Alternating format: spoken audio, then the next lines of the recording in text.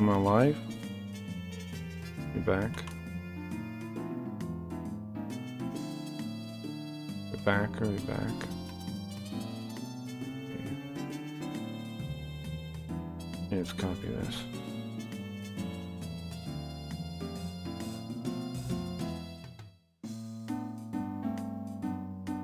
Okay, we're back. I gotta chat. I gotta fix chat. That's the old chat.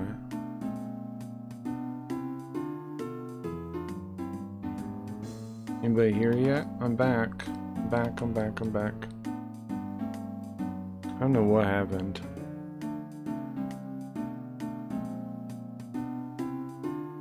Riot panicked? How come? I don't know what happened. What do you mean she panicked?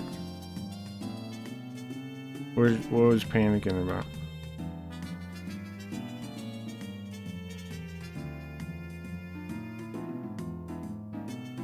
I did? About what? About what? What happened? I'm back. Internet broke, I don't know why.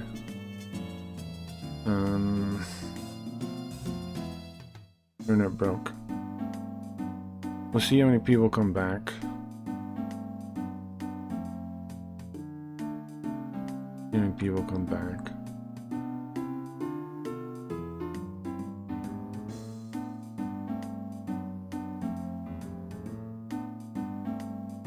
I thought the worst? What do you think happened?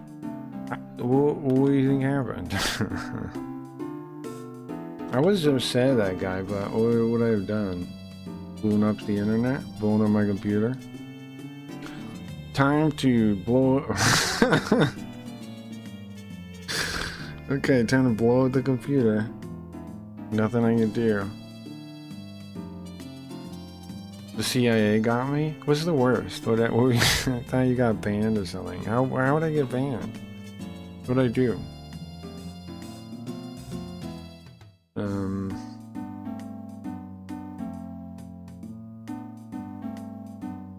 I don't know why people are always like so dishonest like that. Like so fucking dishonest. He was gonna try, I saw when I was leaving. He was going to try to like, oh, there was a message there, you deleted it. Just crazy bullshit. There was never the message on my screen. Because I didn't touch anything. Did you see him say, who hurt you comment? Yeah, I did. What a dickhead, huh? That's how they always are, man. They never can take responsibility. They always, people that are rude like that are just rude people. They don't own up to it. They just bitch out when pushed back. They just want to be like rude people to people and then, you know, act like that the person reacting is the one in the wrong. It's Darvo shit, right? Every time, I know, right? Yeah. Isn't it funny how often I call it though? Like they expose themselves and how they behave back about it instead of like they always do. Like at first you're like, is he right to call out that person? And then in how they behave in response, you can tell. Right? Like when I first call somebody out, people are like, I know people are like, huh? Why'd you do that? That was too what are you doing? You have a short temper? Why are you doing that? But then, when you see other people respond, then people see, then it comes into focus. But anyway, yeah.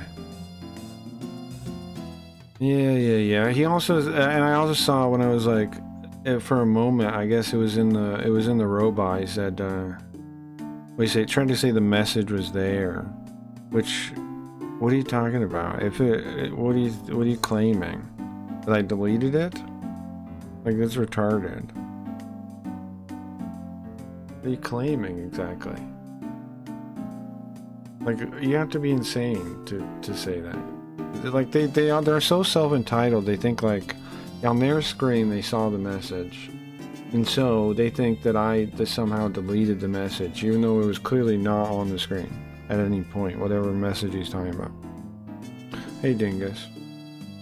I was wondering what was going to happen after you read his school comment and then the test began.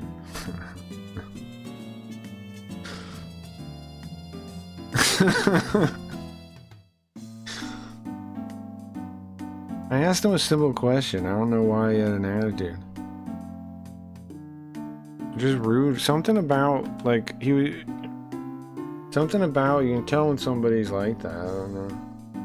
I don't know. Let's get back into the game, though. Not worry about it. You can, like...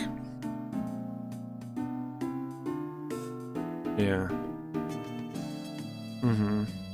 Meowdy I see on the bot. Oh wait, does the bot working? Did I restart it? I did restart the bot, or how come I see the chat now? When you restart the bot. That's bizarre a little bit, because that was chat from before.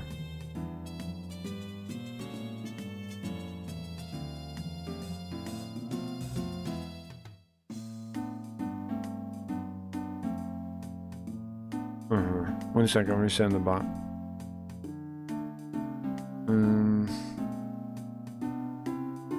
They're probably not open yet with the bar.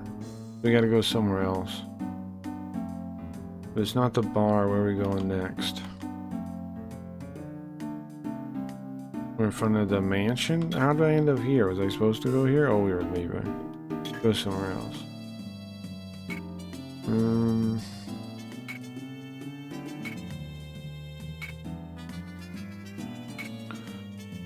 The bar is still closed. We went to the Baraka consulate. Where else can we go? Go to the hotel?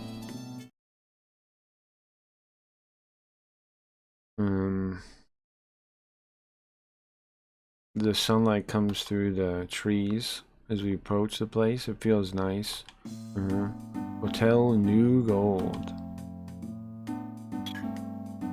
Look around. Look for him.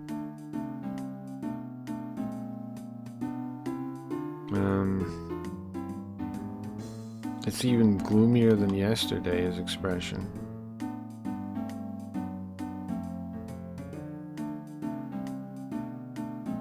Oh, did I get the bot working?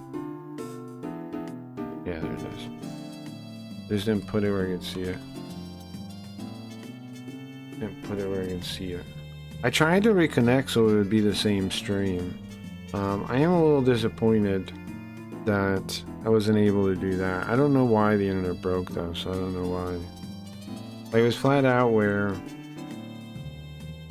it must have been completely down, because like my internet connection went completely out, and I'm hardwired, so it must have been totally down. Must have been totally down.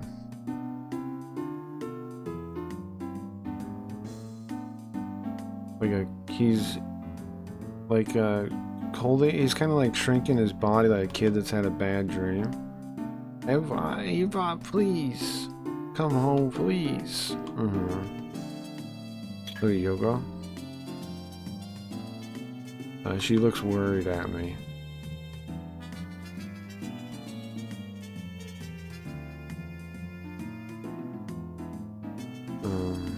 There's no, even though I told her not to worry, that's not gonna help. Okay, look around the lobby. There's lots of tourists and foreigners. Yeah, it's a very convenient place to do business. Yeah, I just don't know where to go though. Can we smoke in the lobby? We can. Where else did I leave my business card? It's too early for them to be open now, but... Oh, am I supposed to go there anyways, even though they're not open? Because that's what he's given me as a hint, almost. And then, yeah. Okay, so now we're at the fjord. I should have been reading that from the start, because the last one was a little confusing. I should have read all those from the start when I did it. Okay, look around. We're nearby the Baraka consulate.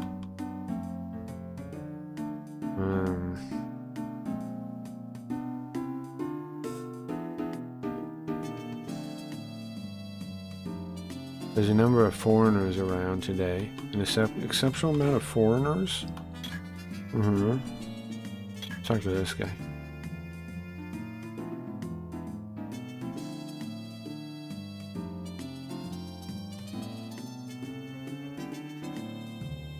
I'm trying to show him Ava's picture. Have you seen this lady before? Ava? Is this Ava? Haven't seen her recently, I don't think. When was the last time you saw her? Do you remember?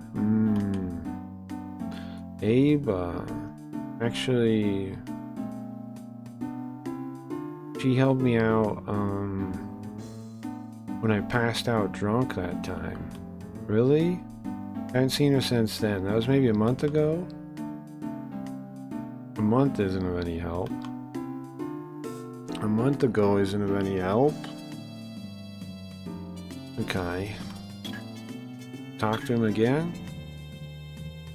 Have you seen this person? Oh yeah, it's all the same thing. So, that's not useful, right? Look around again. What else can we do? It's not open, right? Maybe we can try to go inside?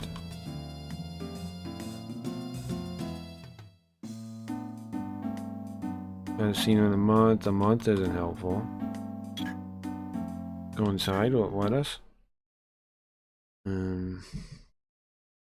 We can't open the door, and it rings the bell when we go inside to let somebody know somebody's come in. Look around. It did let us in. It's too early still. There's no guests really. Outside of Master Pierre, there's the middle-aged woman, the middle-aged white woman. That's it. That's all I see from yesterday. The middle-aged white woman's here? Look, did we look around already?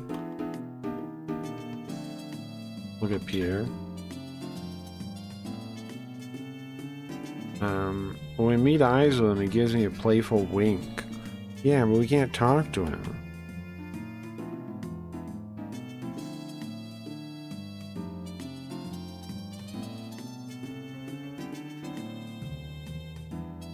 Yeah, but we can't talk to him. We can't speak his language. So what good is that?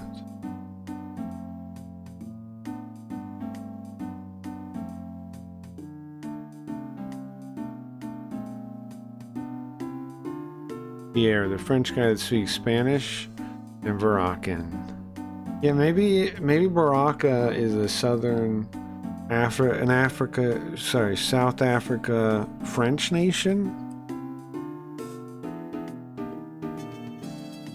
I don't know. I don't know what's up with Baraka. I don't know. He looks like he looks fun, like always. You can tell he's got good people skills. He loves greeting people, even though he can't even speak his language. Let's look at the middle-aged woman. The middle-aged white woman. When you meet eyes with her,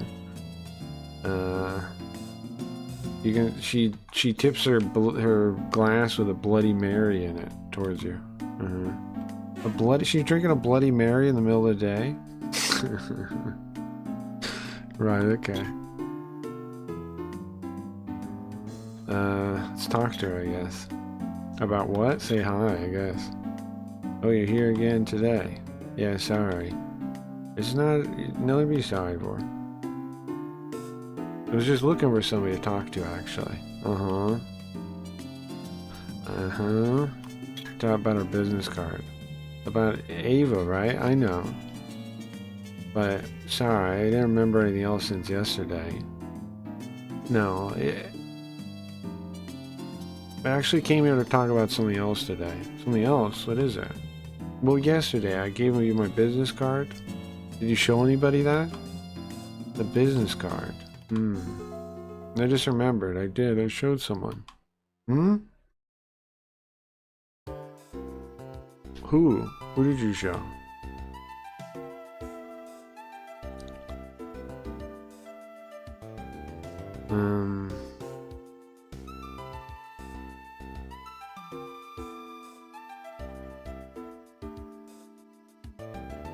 It was after you left, there was another guy that came. And he was asking about Ava, too. What? Um,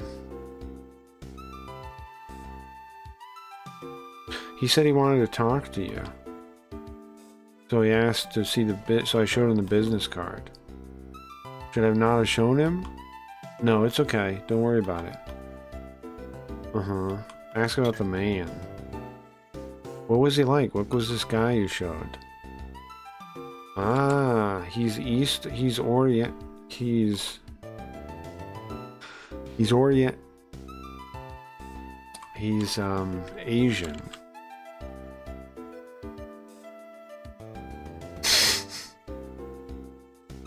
Yoga? Yoga, can you look up this word so that people know what it said, what it means? Thank you. And the type of man he is?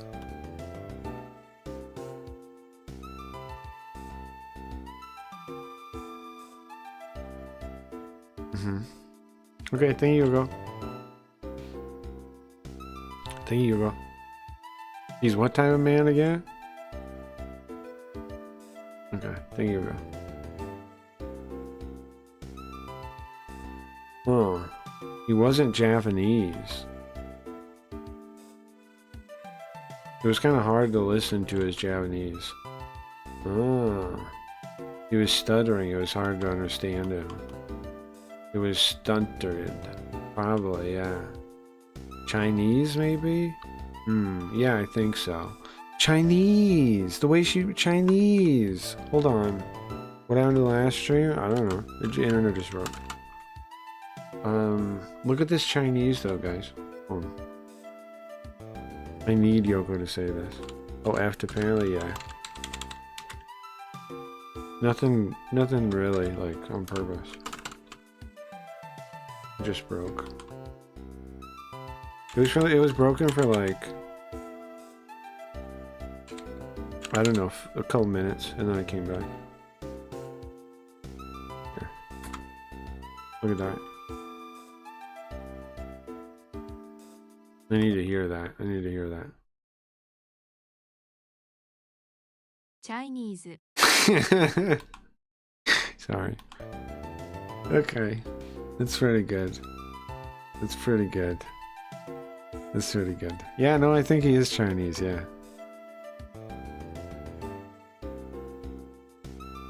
He had scary eyes, he did.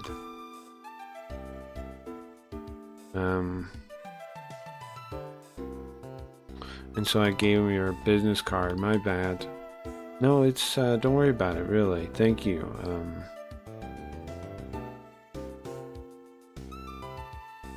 Well, okay. That's fine then. So, that man, you see him in this bar often? No, it's the first time I've ever seen him.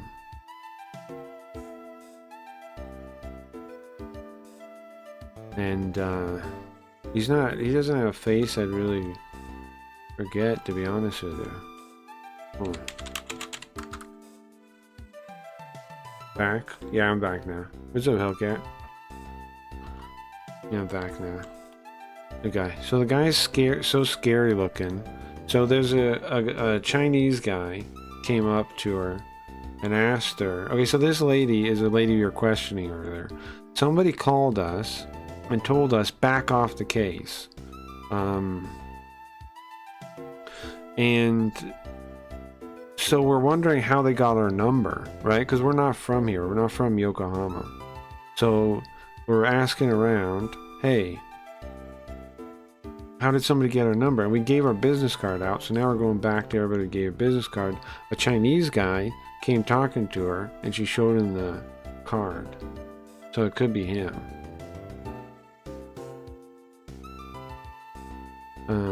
I wouldn't forget somebody with a scary face like that easily. I don't think he's a bad guy, but he had scary eyes. Let me see.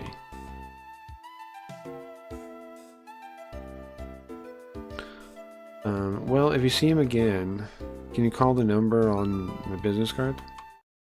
Yeah, okay. Easy. And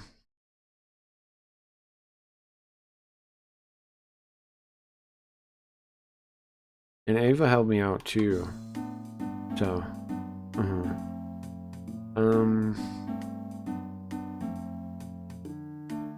okay, name. I guess, do we talk to Pierre again? He just talks in, like, gibberish at us. He can't speak our language. He can't speak Japanese or English. Sorry, do you know Ava? This is what he speaks at us. This is either Spanish or his fake Baraccan language. Because the consulate is Baraccan, right? It's Baraka. Republic of Baraka. Republic of Baraka. Is that real?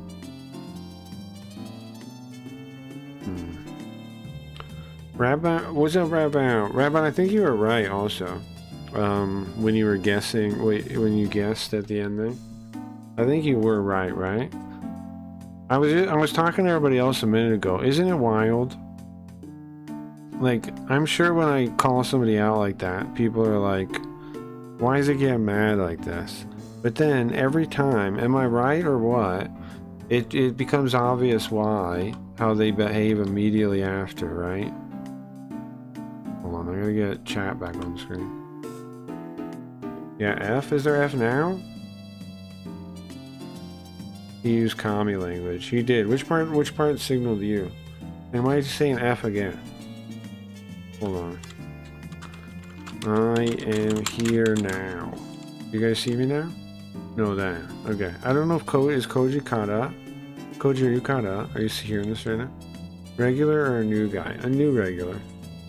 New regular. But not when he said who hurt you. Yeah, yeah. Yeah, that's pretty sus. That's like autistic, like pretend manipulation weirdness, right? Like it's that's like a Darbo tactic or something, not like a real thing. They are programmed, yeah. Also the school thing. Well, the school thing the school thing was concerning. But yeah, that's when you can't really tell until you push them a little bit and see what they do. Because if they are whatever minded, they'll give up the game. They'll try to act like really rude and try to like act like fake like what do you call it, like concerned trolling people call it. Like they'll be like, oh, are you okay? I'm worried about you, bro. Are you breathing okay? Sorry for ever hurt you. You know, like that kind of behavior. It's very, like, nobody in real society ever behaves like that. Like, if you had a friend, right, and they were freaking out about something, you would never behave like that towards them. It's only, like, uncompassionate people that behave like that. Who hurt you is total commie, yeah. Yeah, commies are into trauma, yeah. Yeah, true. And pretending like other people have like emotional issues and like try to point fingers at it and that kind of thing and be like, "Were you mad?" Yeah, it's really it's why I feel I am proud, I think, a little bit though that well on this stream I've shown you guys it, like people snapping so many times. So like now it's like routine almost when it happens. Yeah, yeah. I think it's I am proud of that. I think we've we've done it so many times. And now it's like, yeah, okay. It's one of those. It's one of those.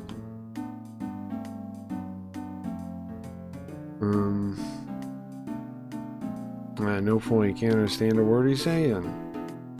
If we had Yoko here, though, maybe. Oh, can we call Yoko? We should go ask her. Oh, okay. Ask her about Japanese. You can't understand Japanese at all?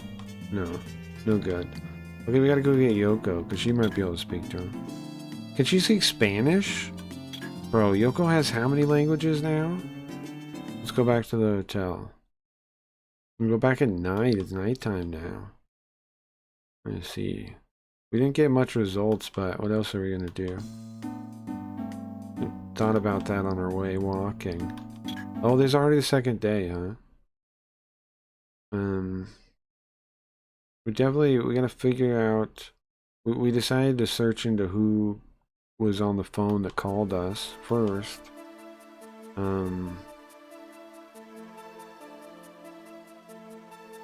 But Iris, at the consulate with my business card, what did she do? What did she say she did with it? She still has it. She gave it to the consul. She gave it to the police. She gave it to the consul.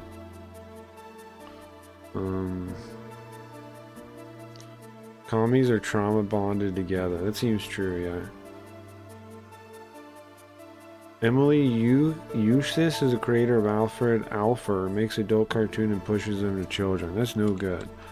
That's no good, Hellcat. I think everybody's wrong on cartoon stuff, bro. Like okay, so like the other day, like on the Discord or whatever, I said like I made fun of the Minecraft movie, right?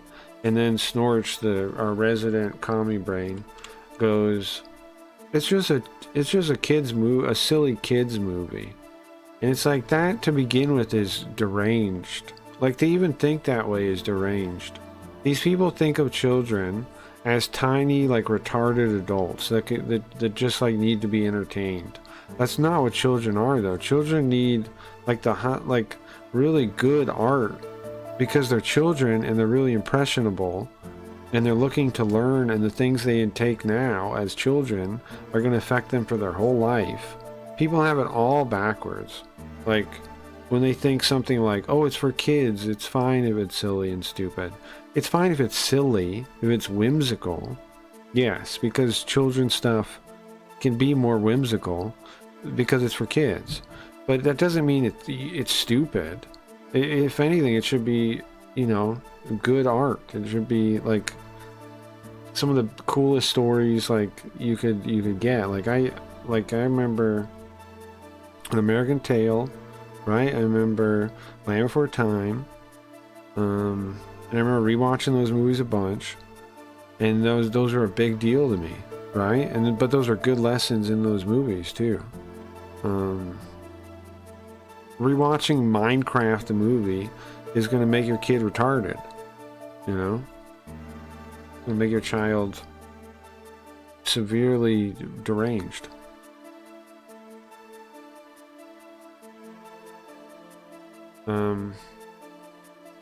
Also weird that he couldn't clarify. Also, he wouldn't clarify when you asked. Commies are lazy. Sure. Right, when I just asked, what are you, what is the antecedent? I just asked that. I don't know if he knows what antecedent is. I don't know if he knows what antecedent is. Because he did have a college education, right? I don't know if he knew what antecedent, the word meant. Because again, he had a college education, so, you know, not going to be the brightest.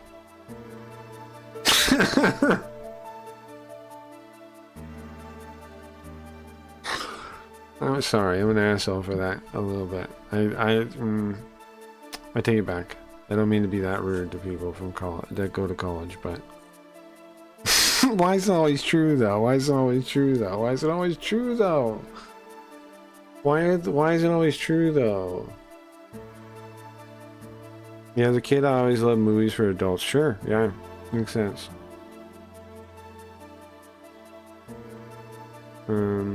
Alfred Alpha is non-consent. Great, that's messed up. She was groomed by Lloyd Kaufman. I didn't know any of that. I don't know what antecedent means. It means like the thing the pronoun represents. Like, if I say he went to the store, the antecedent is who? You know, whoever I'm talking about. The Little Mermaid. The Little Mermaid's good, I think. I think The Little Mermaid's good. Like, for kids to watch, I think it's fine. It obviously has a risk of making them want to become women, because that happened to you, Koji. But I think it's fine. I think the message in Little Mermaids is fine. I always hate when adults talk down to kids. Even as a kid, I hated it. Sure. Yeah, so when I asked him what that was, when I asked him what the antecedent was, what I was asking him is, what does it represent when you're talking about it? That's what I was asking him. But that should be something people know, that word, what that word means. It should be. Antecedent just means what came before, but in context here was referring to an undefined pronoun. Yeah. Yeah. She was correct, yes. And that's why it refers to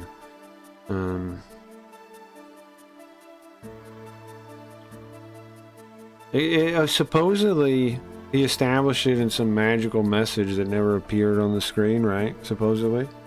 I know he typed it, right? But his arrogance and hubris made it so he thought that what he saw was going to be... He didn't double check the screen, like Rabbound pointed out already. He didn't want to explain it, and his arrogance made him not even look. And so he just said rude shit in my direction, and then pretended like I was out of line. They always do that, though. I did use context clues to infer kind of what it meant, like I knew what anti means. Sure. Okay. After I went back, she gave it to Robert directly. That's what she said, yeah. And then the council with my business card. What do you do?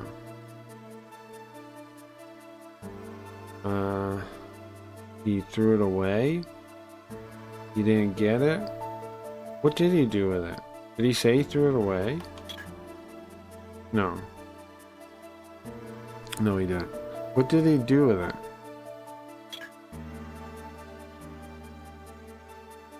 He put it away? He took it without anybody seeing it. Sure. He put it away somewhere, I guess, in his pants. Then, with Kuma's introduction, we met Issei Saki? Issei Sagi?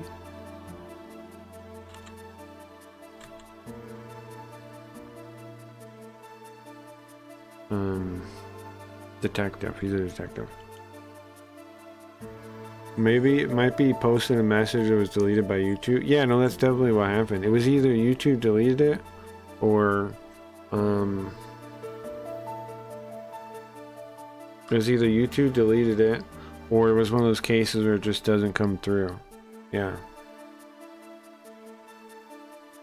Like you'd waste life deleting a comment instead of just timing someone out. Yeah, I know, right? Like he tried to pretend like I would deleted it. But the thing is, the chat is on screen. Like you would see me do it, look. If I do anything, you see me do it. So it was impossible what he said. Like the chat I have up is the only chat that I have. And when I do things, like you see me time Snorch out when I do it, right? I pull this up and I put him in timeout.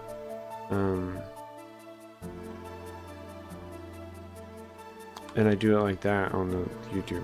Rumble has heavy moderation with complete deletion of message with one keyword. I see. YouTube, I can't turn it off.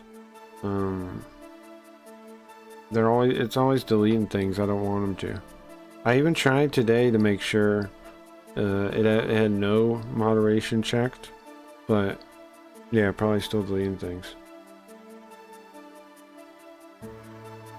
Always double check the on-screen chat, is what I'm saying. People assuming, yeah. But I do see people in comments blaming the video poster. Well, people are dumb everywhere, Gio. Yeah.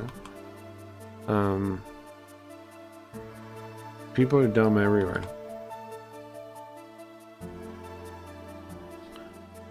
He told me that there's rumors about the Baraka embassy being up to no good. And those rumors were smuggling, right? Human trafficking was the second one. Counterfeiting. It was smuggling. Yeah, there's rumors that are connected to smuggling. And then we got permission from the cops to search Ava's room. With Yoko's help, we discovered there was missing something. What was it? It was lotion. This is like her notebooks, I mean her checkbook, her makeup, or Her expensive clothes. It's in her makeup. But she didn't have everyday use kind of stuff, which means what? And then after that, we checked out the fjord. And we talked to the middle-aged lady, gave her our card. And who did she show it to? Chinese guy. An American, a Moroccan, a Chinese guy. Two people run the world. You're not wrong. I agree 100%. They like what do you call it? They inherited it. Their ancestors were smart, right? Like, I'll give them that. Their ancestors were smart. And they probably have, like, some of them have decent, like, you know, genetics or whatever because of that. But they're mostly stupid. Like, they're mostly, they're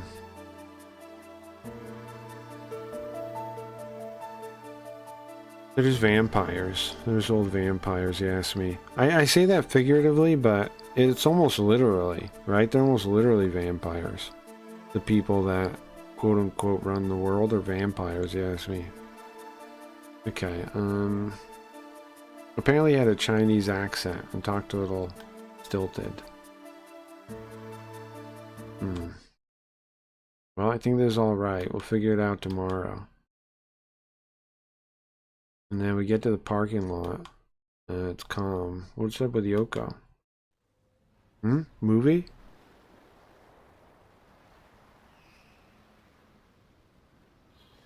Bro, Jinguji's so cool. Am I wrong? What? In that moment, shots ring out? There's 2 shots, right? Oh. Who's getting shot now?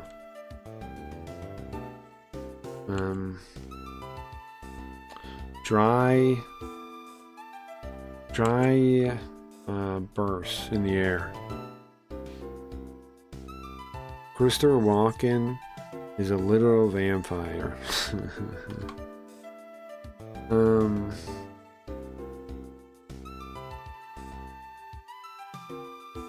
And on the corner of New York. How many of those sounds I heard a number of times. What the heck?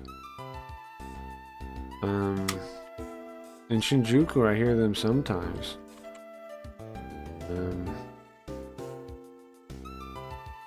They're the cry of death. The cry of the death god. The handgun shots.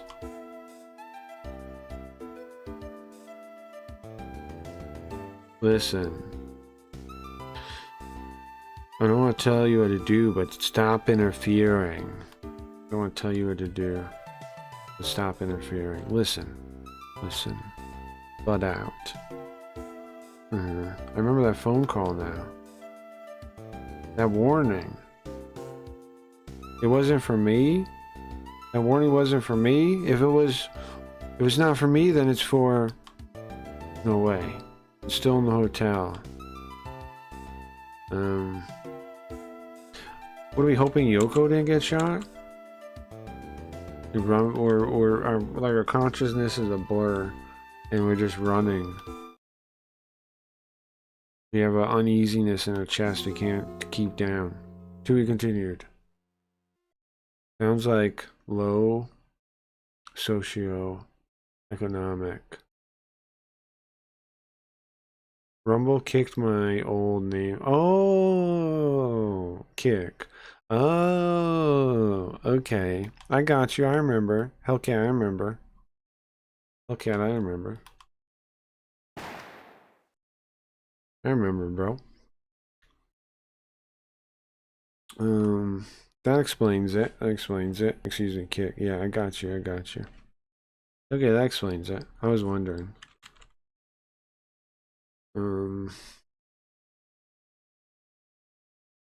The sound of gunshots break the darkness. Ring out from the dark. It was the day ended. My calm day is over. Why at the hotel, though? Who's at the hotel? Who was shooting? Who got shot? Are they okay? What happened? Uh-huh. We have all those thoughts as we enter the hotel.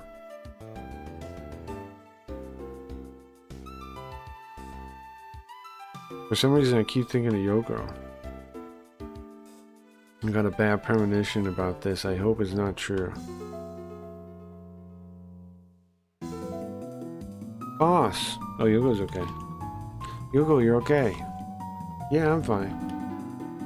But I heard the handgun. It's from what? Hinode's room. What'd you say? The guy that's looking for his girlfriend? Were they after Hinode? We tell Yoko to call the cops and hurry up to her room, to Hinode's room. Bro.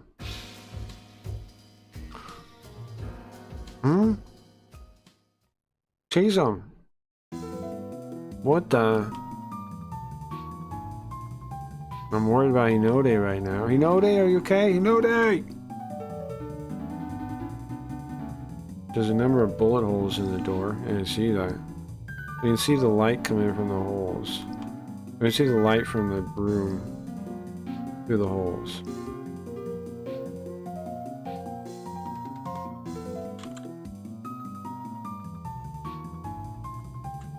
And a little bit of gunpowder. A little gunpowder smoke.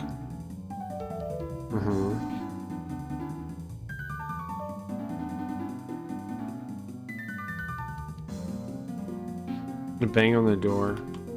Desperately yelling, Hinode! Come on, answer me, man. Hinode! Is that Junguji?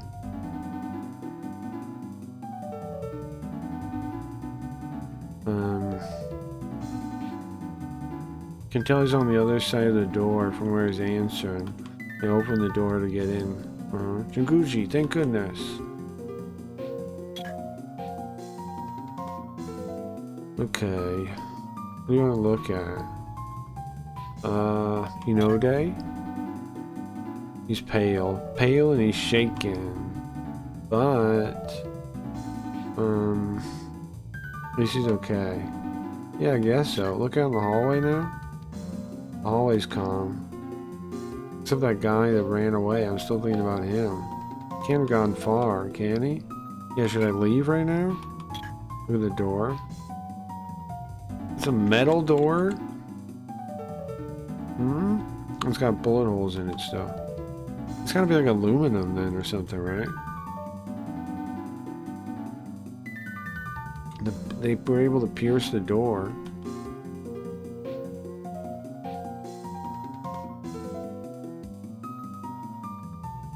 The hinge is okay too, and the lock also. So I guess that's fortunate. What did they just shot through the door? Okay.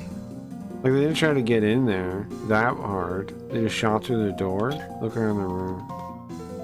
There's bullet holes all over the place. There's no bullet holes around. But Hinode's okay. Okay, do we go outside, right? Might come again. We shouldn't stay here. Or we should stay here? We shouldn't get too far. What about the guy, though, that ran away? Talk to him about his body, you okay? You hurt anywhere, Hinode? Yeah, I'm okay.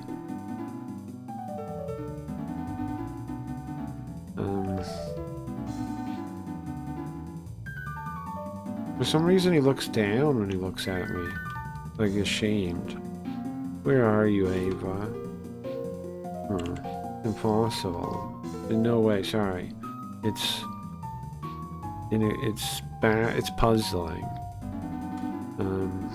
He's more worried about Ava still than himself. Okay, ask about the attacker. Why would they attack you? Well, you just started shooting from the other side of the door. You didn't see him? Yeah. It was sudden. I just tried to save myself. You see. Please. Please. Need to find Ava. Come on, bro. That's all he says, Ava. That's all that comes out of his damn mouth. But this guy was after him for some reason. Alright, enough talking about this then.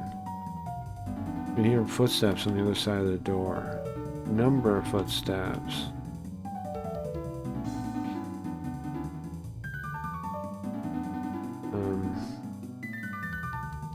Hide. You know, Day. It might be that group again. Inside in the corner of the room? Okay.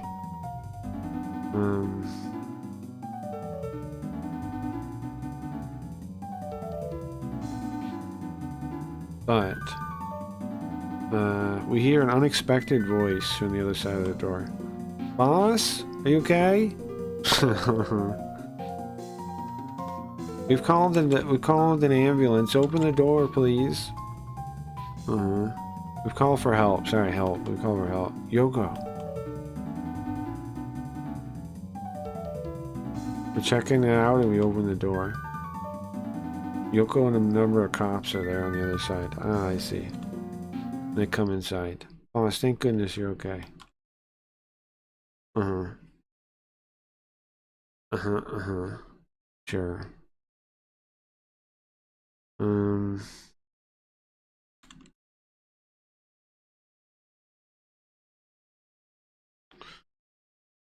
They start talking to Hinode.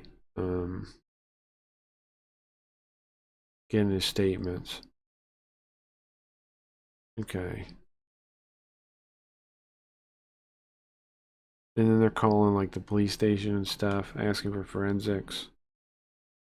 Sure. Now, me and Yoko are almost in the way now, huh? Talk to Yoko. You okay? I'm fine. Thank goodness. You're going by yourself. You could've got shot. No, it's not ever making you worry, Yoko. But,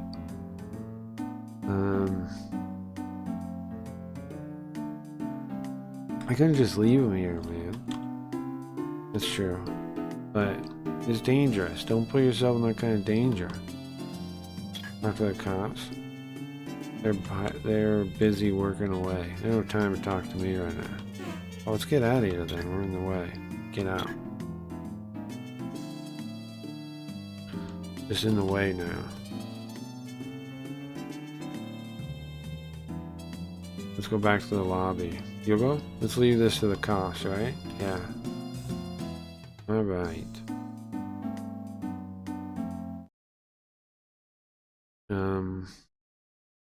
Now, our whole body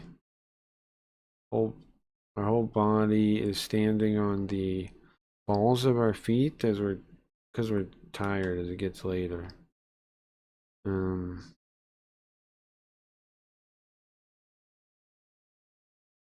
We can acutely feel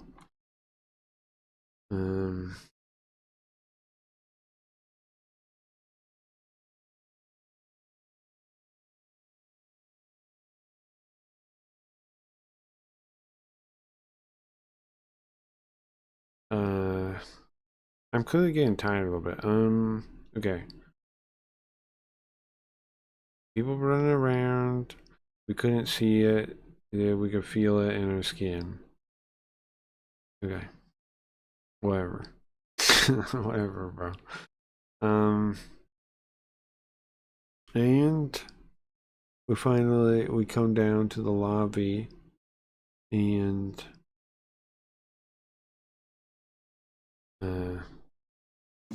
there's a guy rushing over here. This guy. Jinguji, you okay? Is this guy a good guy or a bad guy? Is this guy a good guy or a bad guy? Isasaki, what are you doing here?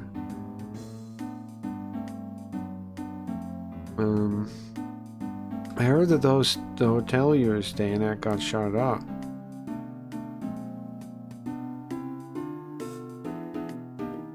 If something happened to you, I couldn't live it down with Kuma. It wasn't me that was attacked. It was Inode, my client. What? But wait, I thought that strange phone call that threatened you was to you. No? Wait a second. Why is he surprised? And why is he asking that like that? Sir? Is this cop bad? Yeah, it was to me. But thankfully,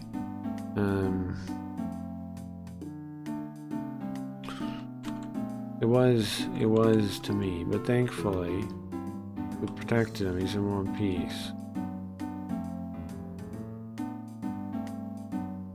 Oh, we like to, if possible, I'd like you to protect him, I understand.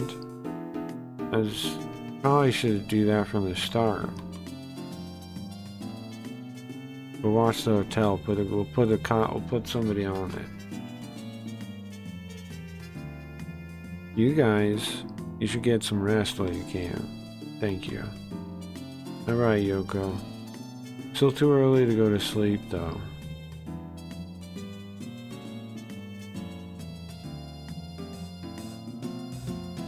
Let's rest for the day still. Let the cops handle it. Yeah.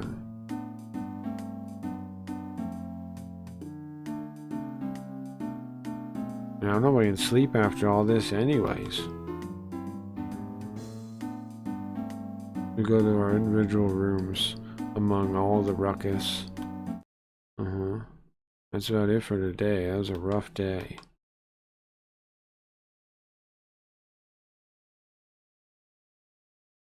Now, I have to go to sleep one way or another.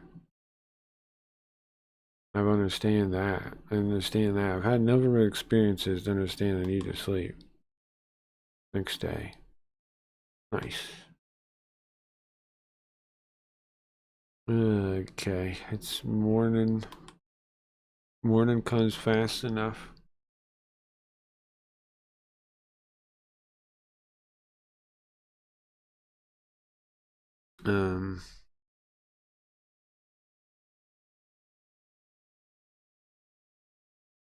I'm totally feeling a lot better. Get changed, head down to the lobby. Good morning, boss. I'm gonna save here, I think. I think we made some pretty good progress. And I'm getting a little tired of reading this stuff. Let's save here. So far, so good, guys. Let's go over what's happened so far. What happened so far, guys?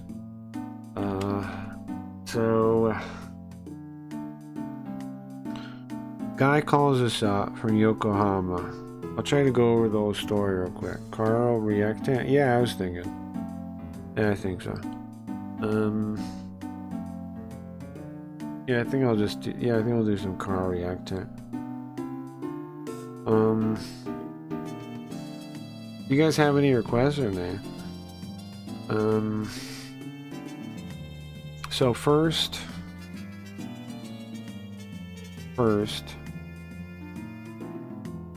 a man calls us, and we say, hello? Yoko picks up, actually. Yoko picks up the phone and, hello?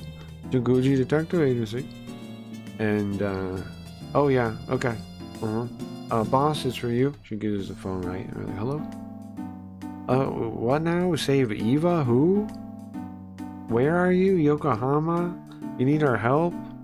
Okay. Yeah, no, I'm on my way, I guess. I don't know who you are, but I'm on my way. I've never met you. Yeah, I mean, you could give us some information so I know what I'm doing. I'm traveling all the way to Yokohama. Okay. Yeah, no, I have no idea who you are. Okay, I'll meet you at the hotel, okay? Bye. And we hang up. And we're like, Yoko, perfect plan for a trip. Let's go. We've always wanted to go to Yokohama. It's where you're from. Come on. Pack your things, Yoko. We're going on vacation.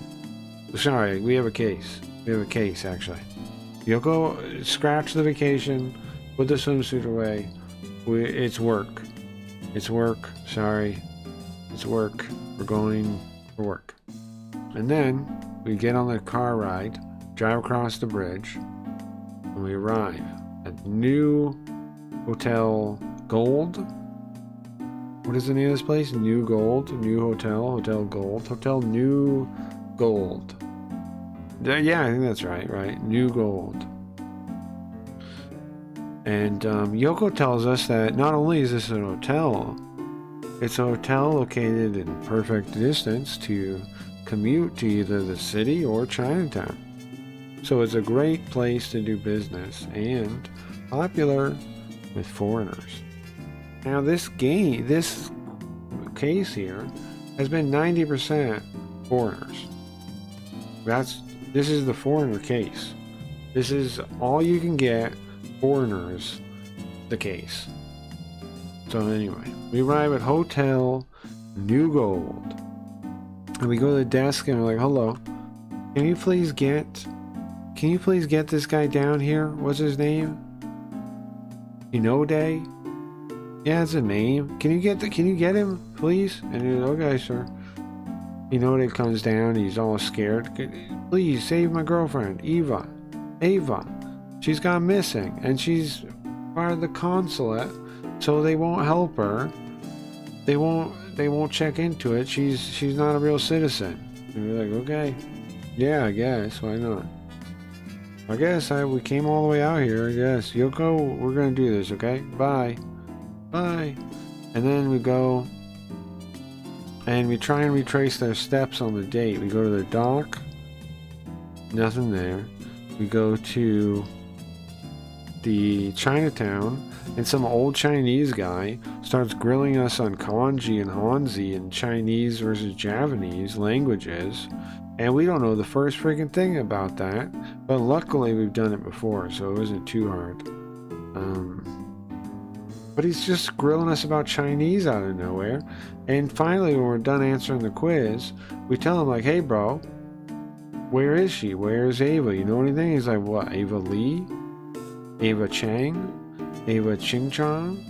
And I'm like, what are you talking about, man? What are you talking about, sir? What are you talking about? And he goes, oh, I guess we got the wrong Ava, huh? You don't... Ava Christine, no. No, Ava Ching Lee. That's all I know. Ava Hong. What? Yokohama and foreigners. This whole blurb on the back, yes. I have a 10-minute history video. Yeah, I like that, dingus. He names like 3 Evas. Yeah, he does. And, so we're like, okay, thanks, bro. Whatever this was. And we leave the Chinese man. I think we meet him again later. And then you go to Harborview Park. I got it. First try that time. Harborview Park. Harborview Park. A nice park on the hill. Overlooks the whole bay. Nice place. You check it out. Nothing of note there. Not at this time anyway. And then finally we go to Bar Fjord. Bar Fjord is a bar for foreigners. Did we start this today? Oh, we did, bro. I made crazy progress today. I've been playing games like nuts today. Are you kidding me? Guys, you can't give me a hard time about not playing games today. I've been playing this game like crazy. This is nuts to think back on now. This is freaking nuts. I've been playing this game like crazy today. Okay, and then...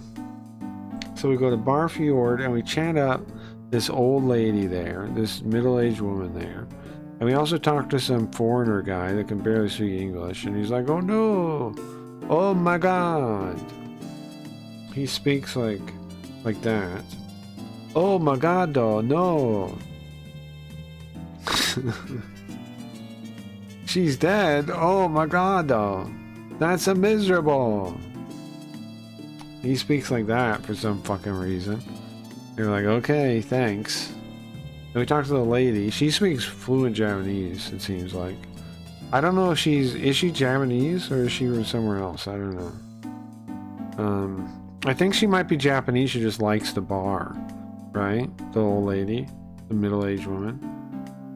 She just likes the bar, I think. But anyways. What, he's Italian now? Gaming out of your mind. That's what I'm saying. Real gaming hours. I'm saying. No, but that's how he sounded. He said, "Oh my God." That's how he sounded. That's his Japanese. Oh my God, though.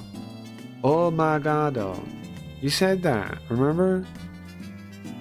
It's not my fault that like English sounds kind of like Italian. Oh my God, though. What else did he say? That's miserable. It's not my fault he talked like that.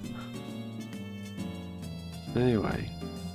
And then the owner of the place, Pierre, he doesn't speak Japanese or English, both of our two languages. He doesn't speak it. He speaks symbols.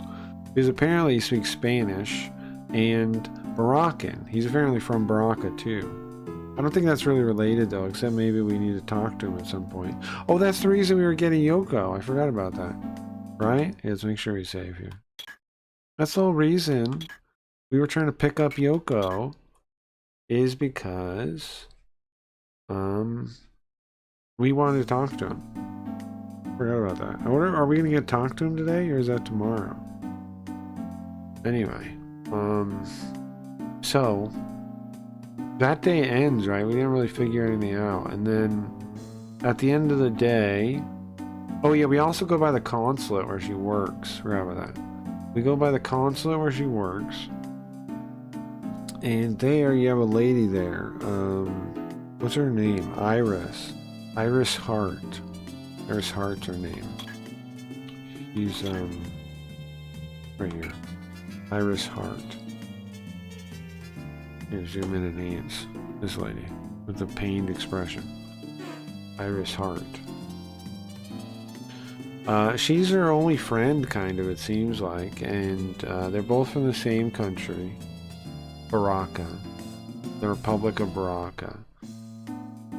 And she says, yeah, the girl stopped coming in a couple of days ago, day before last, and nobody really knew what happened. You asked to speak to the consul, but she says no, he can't. And so you leave your business card and then you leave. Then you go to Ava's apartment. And when you get there, the surprising thing is the place is unlocked. Pleasant night. Have a good one, Gio. Baraka like the Mortal Kombat guy. Exactly like that. Exactly like that. It's a country in Africa where they look like that, I guess. Southern Africa, I think. South Africa. So... yeah, that it is Baraka. It sounds like that, yeah. We go to her apartment, and we put our hand on the door. Surprise! Door opens. Why? You tell me, man. You tell me, why does the door open? Why does the door open? We open up the door. The place inside, ransacked. We search the place, but we know the cops are going to show up, so we don't really touch anything. We take a picture of a photo of her and her boyfriend that's on the floor. Her and her boyfriend's on the floor. So that's Ava, Christine, and her boyfriend, Hinode, whatever his first name is. And we take a picture of it because we don't want to pick it up because the cops are going to show up. So then we leave. And we call Kuma. We're like, hey bro, can you tell him we didn't do anything? Because as we're walking out, an old man opens his door and sees us leaving. He's like, what the? And then he shuts the door. After staring at us all embarrassed, he shuts the door. So we call Kuma, like, to make sure we don't get in trouble, you know.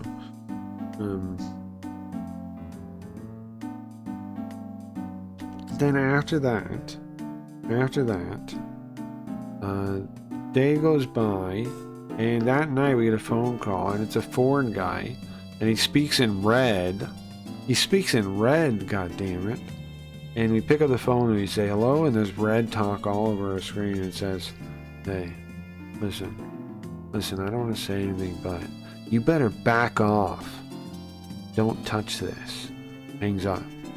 But he speaks like broken English, so it's like, you better, you back off. you don't touch, you, and then hangs up. It's bad Japanese. Bad Japanese. So it's not very good Japanese. It's not very fluent. It's sus. And so we're thinking, what the hell? Gotta be a foreigner. It's gotta be a goddamn foreigner, we say.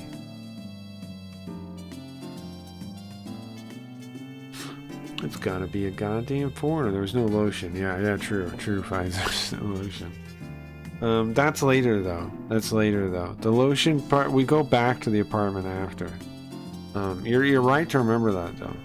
But we go there, that's the second second time we're there. Okay, so after that, yeah, we get the phone call, and then the next day we're talking to Yoko about the call, and she's like, what? That's horrifying. They said that. But yeah, it's a little scary, but we gotta, we gotta do what we gotta do. So after talking to Yoko, we head out again, right? And then we're trying to figure out who did we give our business card to, because how did they get our number to call us, right? How? Yeah, like just a little bit. How did they get our number to call us? That's the question, right? I want it slower than that. I want it. Is there a speed in between those two? Doesn't look like it. Doesn't look like it. What if I do this? Oh, this one. Okay, and then I do this while I'm talking.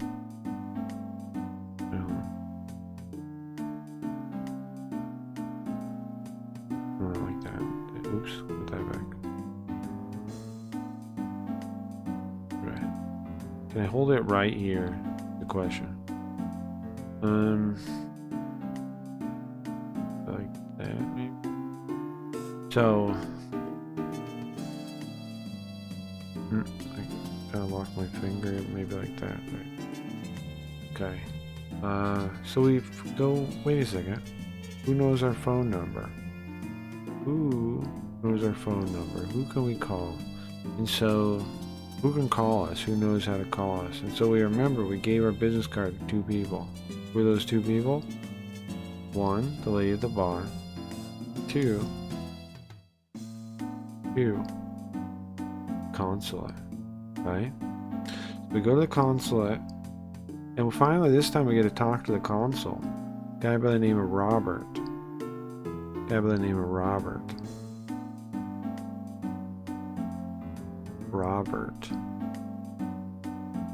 Foreign guy. Suspicious. He's got really nice stuff. Really nice art pieces. The consul for Baraka, the country, the Republic of Baraka, where again, it's from Africa and everyone looks like Baraka from Mortal Kombat, I guess. Now I assume the language is something similar to a Latin language, but I don't know. I do not know.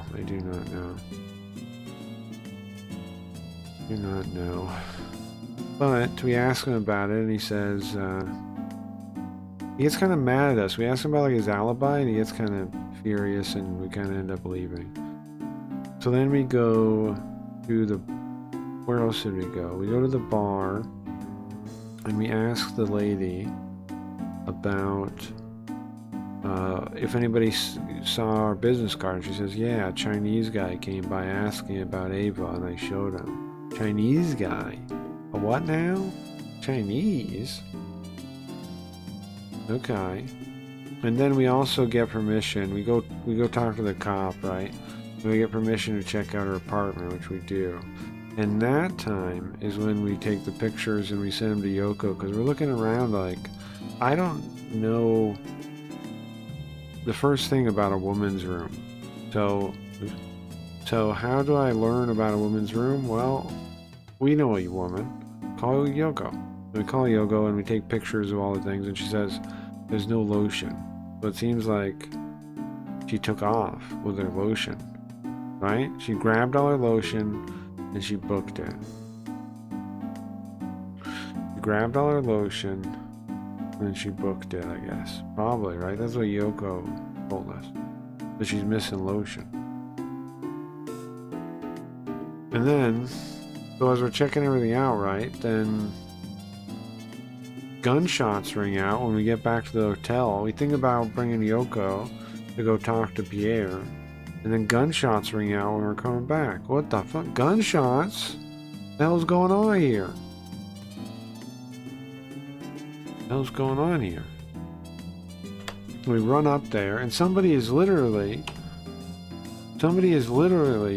shooting holes into the door.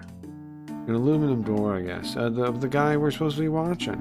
But it turns out the threat isn't at us, I guess, it's at him. To understand woman, a good detective will become a woman. No. No, I don't think that's a requirement. No. No,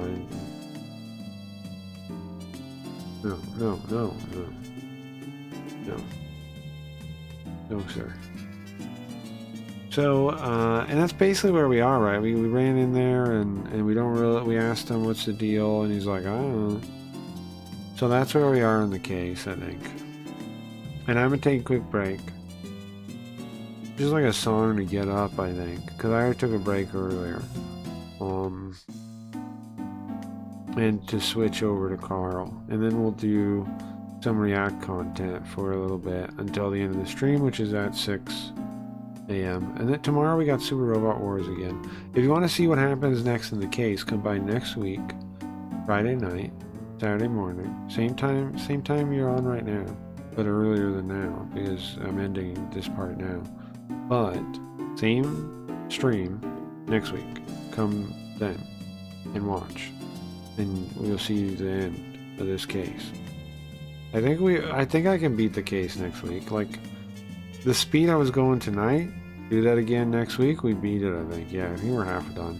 Sure, easy. And I want to get through these Jinguji cases quicker than slow. Look at that, there's a cigarette back there. What that is in the video. Looks cool, right? A space cigarette. You ever seen a space cigarette where you come from? Can you even say you've seen a space cigarette before? Now you can. Now people are like, hey, you see anything novel today? You'd be like, yeah, I saw a space cigarette. A what? I saw a space cigarette in Cracky Reed's JB Garfield stream. He was Garfield for the day. He was Garfield. What do you mean none of this makes sense to you? What does he normally do? Does it make more sense than the Garfield? No. Look, I don't know why you're asking so many questions about this. It's a good stream. You should watch it. Enjoyable. It's got many facets to it. It's got a bit of everything. It's really good. You know, or don't. Whatever. Yeah, Carl. Yeah. Alright, guys. Let me put some music on for a minute, and I'll be back. Did I save state?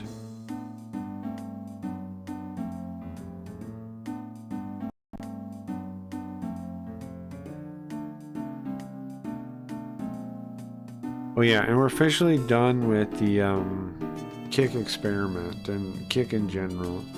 I'm just not going to bother with being on there anymore.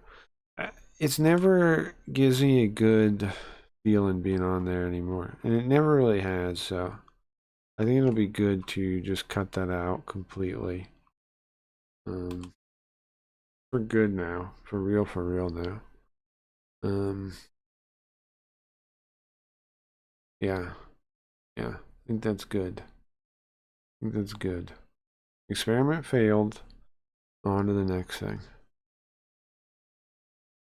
It's time to kick. You had 50 viewers over there the other day, though. Yeah, not really, though, Koji. Koji, you don't know like the experiment, bro? 50 real viewers, Koji. Alright,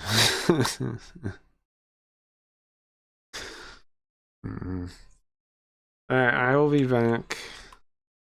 Let me find, what should I play?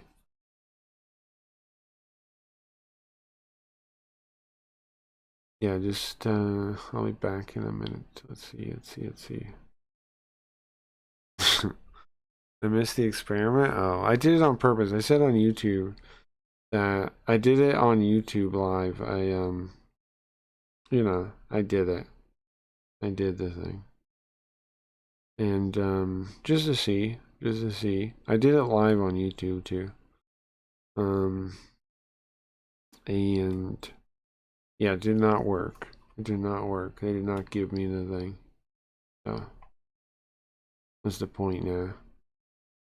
That was the last hurrah there. Okay.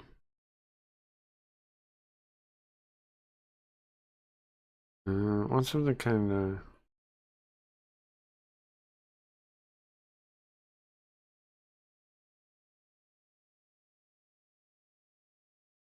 Yeah, this is good. All right, I'll see you guys soon.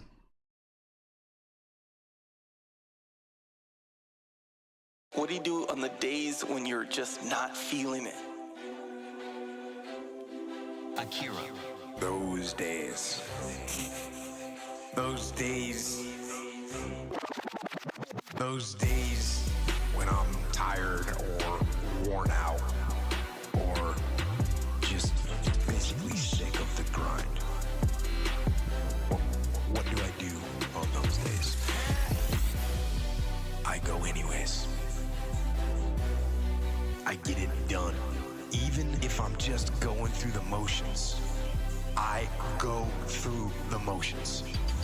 I don't really want to work out. I work out. I really don't want to hammer on a project. I hammer on the project. Don't really want to get up and get out of bed. I don't want to do it anymore. Yeah, I get up and get out of bed. Those days. Those days. Those days. Those days. Now, these could be signals that you need some time off. And those signals might be right. They could be correct. But don't take today off. Not today. Wait until tomorrow. Don't give in to the immediate gratification that is whispering in your ear. Shut that down. Do not listen to that little voice. Instead, go through the motions. Lift the weights. Sprint the hill. Work on the project. Get out of bed. Lift the weights. Sprint the hill. Work on the project. Get out of bed. Those days. Those days. Those days. Those days. When I'm tired or worn out, I get it done. Those days. Those days. As an overall rule, I do not like procrastination. You need to get things done, but if you are going to rest, that is one thing that you should procrastinate on. That's the one thing I want you to put off until tomorrow.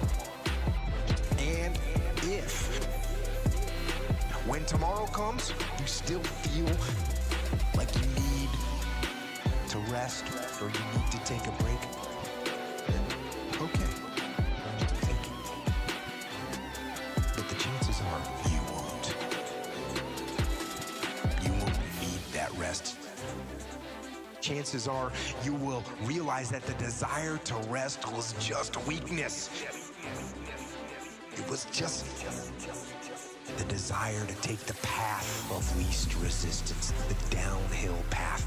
the easy path. And by simply going through the motions, you overcame that path.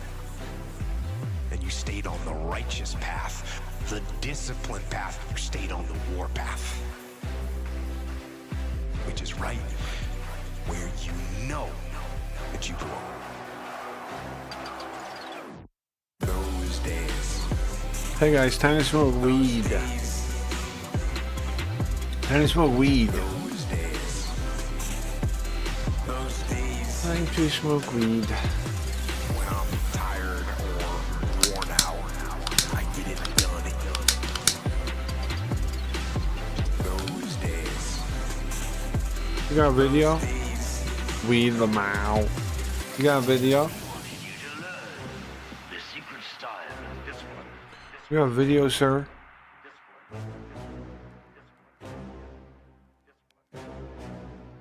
I'm actually proud of myself for that. The Kami Expose protocol is way quicker now. Way quicker now.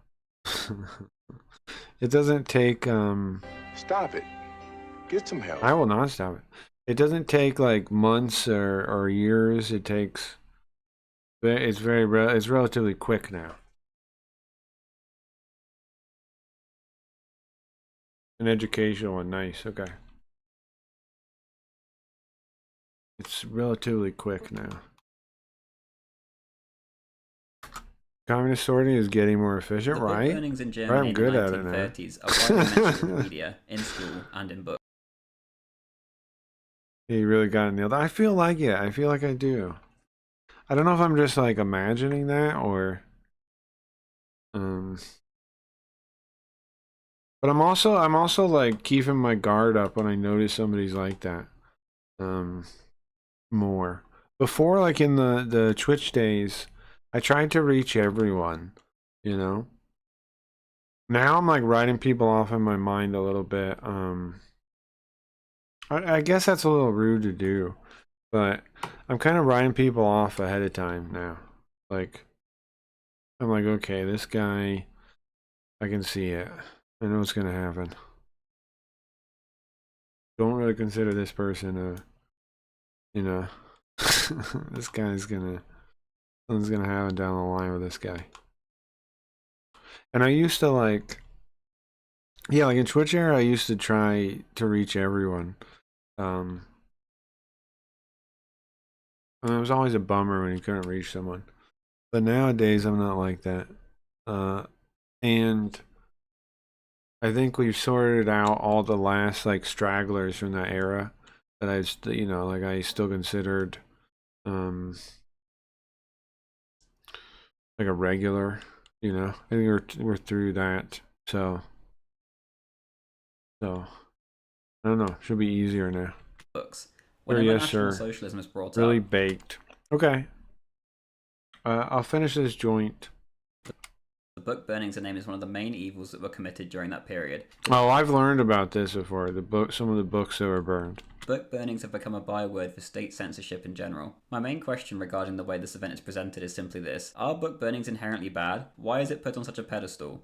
The official I know Holocaust some of the stuff was like gender theory stuff. I know that it was some of the same kind of stuff that would have been, you know, people would burn now. Museum's own video on the topic starts off like this. To burn books is simply a fundamental repression of ideas. I mean, what can a book do, and why is it so dangerous that it needs to be physically annihilated? If book burning or censorship is so unheard of and egregious, why did we ban 30,000 books in post-war Germany during denazification when the Nazis themselves... That is true. Why did they do that? That is true. Why did they do that? Why did Germany do that? only banned around 4,000. The event itself is constantly mentioned, but it's also always Spoiler glossed over alerts. extremely quickly. Sure, sorry. If you stop to ask Well, I know. Well, okay. It's history. what Why books would did the they do- Nazis actually burn? This fairly simple question is rarely looked into. When asked, the answer is usually just Jewish books, and they didn't like No, no, not at all. No, no, no, no. Jews, and then no further comment given. This is not good enough. It's That's not what it was. No, no, I know. I yeah, I've been through this. I've been down this hallway before. to actually look into what these books were and why they were burned and then banned. This is a very sensitive topic for reasons that I'm sure you can figure out, so I'll present the books and their contents without opinion. Also, my Patreon is down below if you enjoy these videos and wish to help me on my way to being able to make these videos full time. Anything helps. My Well, that's Telegram what is school also told me. Durr. Hold on, let me change. I gotta change this to entertainment and the live thing. Let's see.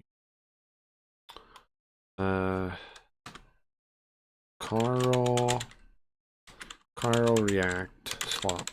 Exclamation point. Okay, and then they're not gaming, but entertainment. Also, the thumbnail's no good then. I don't have one ready though. I could use. Here, I'll use it.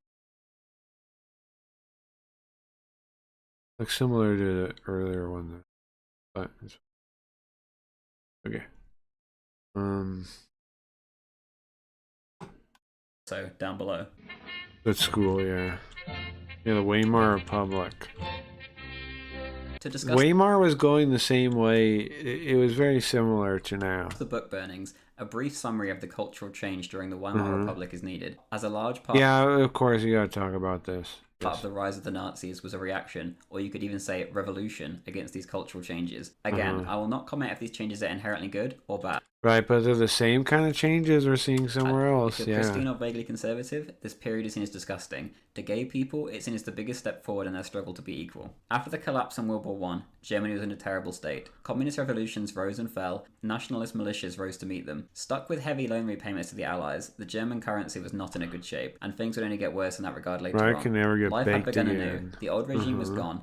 Millions had died or been disabled fighting for a Germany that no longer existed. There was no triumphant return for them. A sad, depressed, and nihilistic world arose from the rubble. Berlin was the epicenter of this new world. The old values were gone, and the new were in. The crippling poverty... New values, you hear that? You need to update, guys. You need to update to the new values. The idea that you can even have new values is silly. Like that values just keep updating. It is true that we do in some ways like we gain the means to be more fair to people, right? Like that is true, but it's not like our values really change that much over time. Like our values aren't really that much better than like hundreds of years ago or thousands of years ago or whatever. It's just like our means to which we can provide for people got better, and thus we were given the ability to be more fair to people, to not be at each other's throats. And many to work in the streets. There were as many as 100,000 prostitutes or sex clubs at any one time. Who's coming up with these new values? Hookers. Just in that one city. It wasn't confined to a red light district like... Because they're anti-Semitic.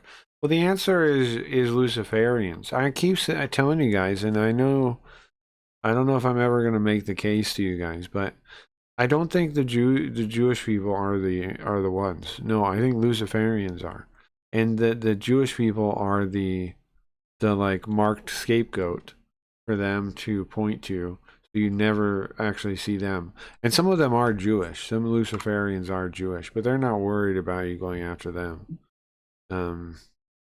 Because these are crime families with resources beyond our imagination, right? The Luciferians are. No, I most certainly don't think they're Jewish. I don't think that any of the Jewish stuff is true.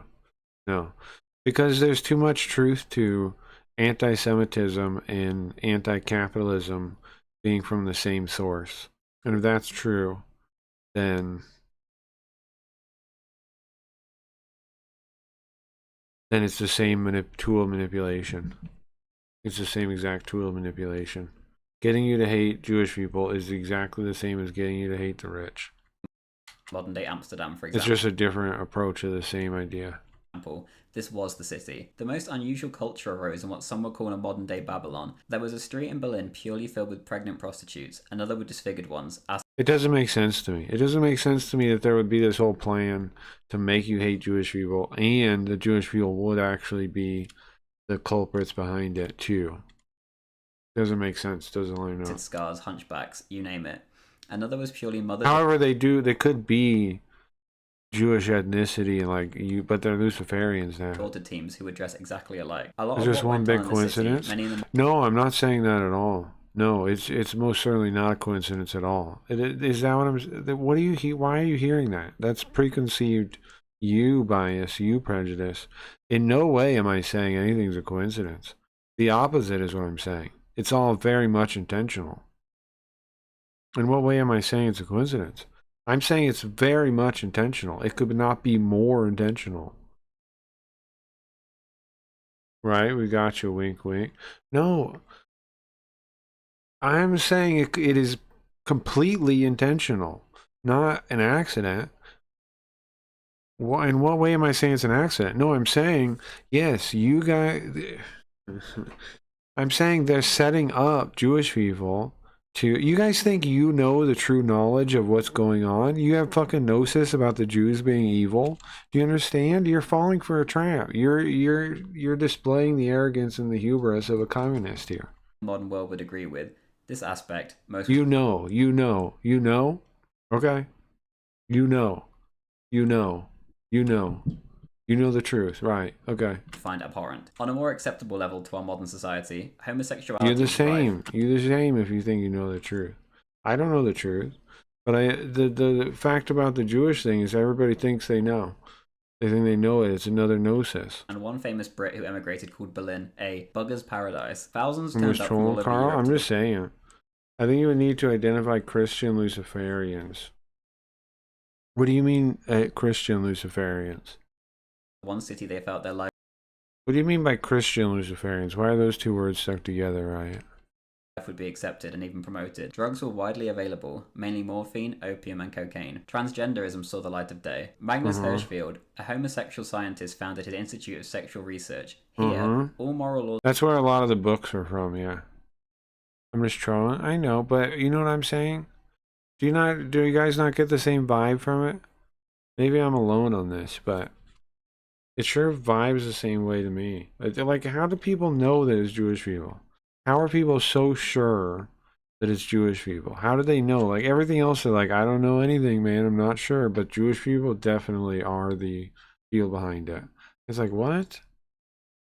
That doesn't make sense. Like, how can you be sure? And to me, it makes more sense that that's another scapegoat. Like, these people have the power to control things, and you think they would set themselves up as the scapegoat? They couldn't erase that? They can erase the fact that the Nazis were socialist, but they can't erase that. If they're in power, they would have erased that. If they were in power, if Jewish people were the real problem, then you wouldn't be able to suspect Jewish people of being the real problem. You know what I mean? Like, that wouldn't be such a commonly held belief. If they were the actual people in power, it would not be such a common belief that they are the people in power. It wouldn't happen. Like, why would they all be hiding as one thing, not like a bunch of things? Why would they all be hiding as one thing? I don't know what you're saying. Right? Why would they all be hiding as one thing, not be a bunch of things?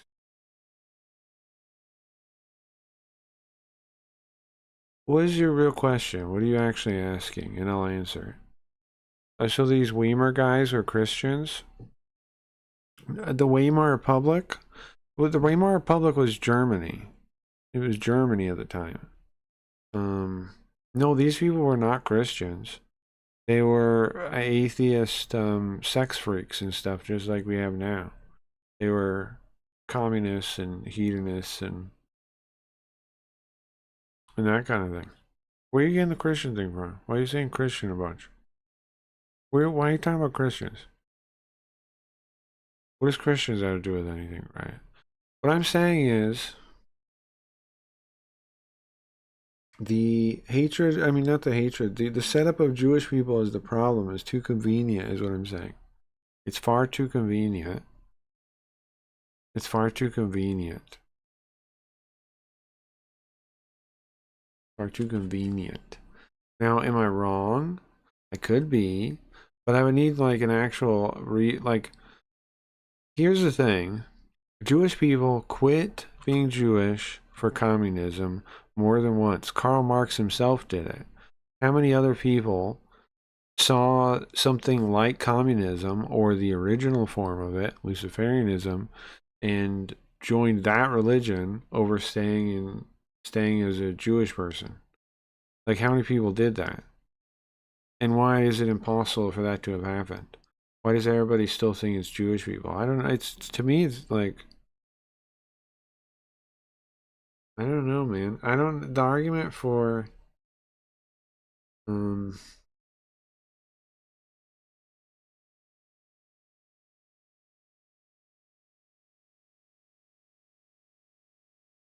I just don't, it just doesn't seem like it's built on anything, but to me, it doesn't feel like it's built on anything. So they're pretending to be Jewish. No, they are, some of them are Jewish. No, okay. Here's what I'm saying, right? There is a religion that predates all modern religions, okay? This is what maybe I believe. I don't know. Okay. It's, the Luciferians aren't Christians. I know Lucifer sounds like, you know,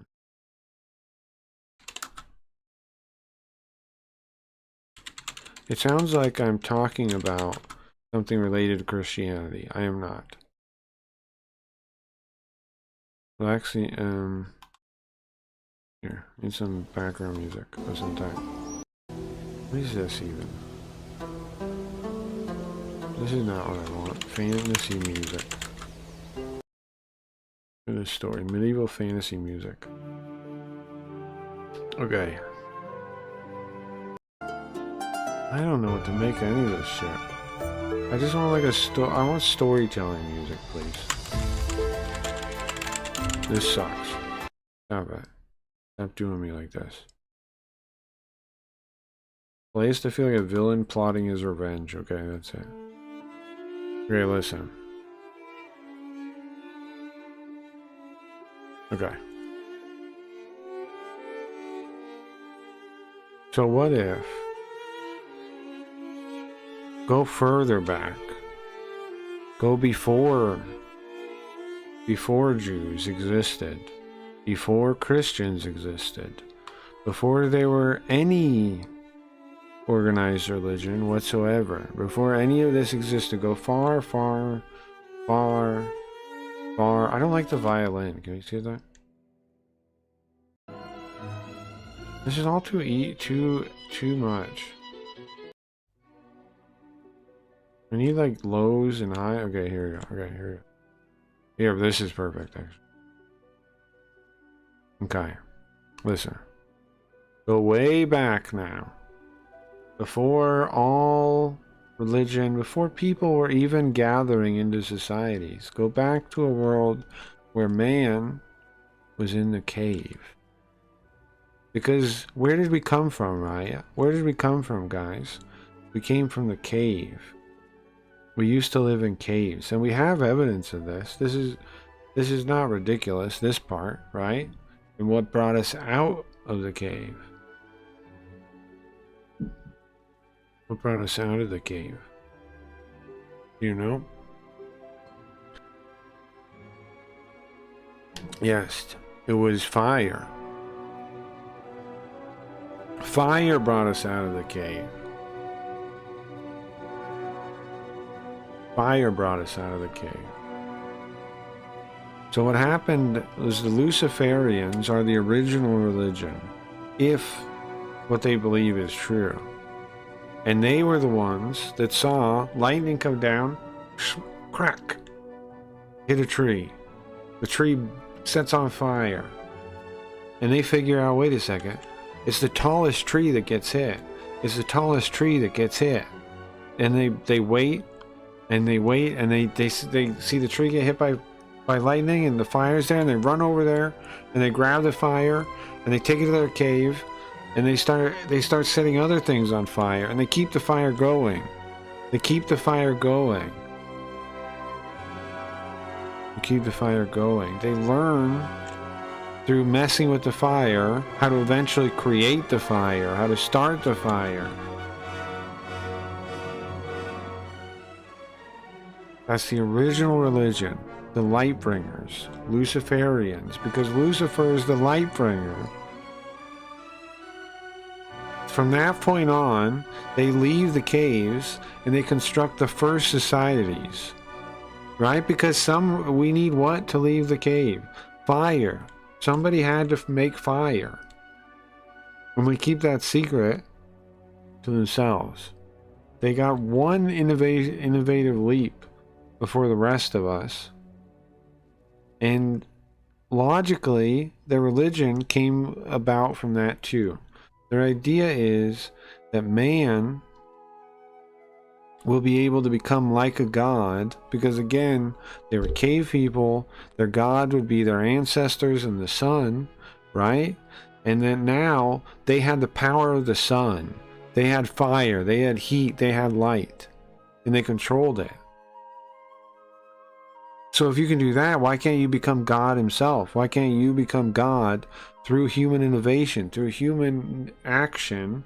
You can become God. That's what the Luciferians believe from the start to now. That's what the Luciferians believe, that you can become God through human action, through human advancement. That's what they believe at the core of their religion. The power of God made physical in the realm of man. Yeah, and again, this is before the belief in the Christian God even exists. I know that like some people might have problems admitting that, but I'm talking before that even exists. Before that even exists, I'm talking. This religion was there. And it by its nature, I don't know when they decided this, but for some reason, it's a religion of like secrets, right? Mysteries. Like the biggest power that these Luciferians use and hold is invisibility. In plain sight, you can't see them. You don't know who they are, right? They have parties where they eat dead babies, and you don't know who the fuck they are. You've never even heard of them.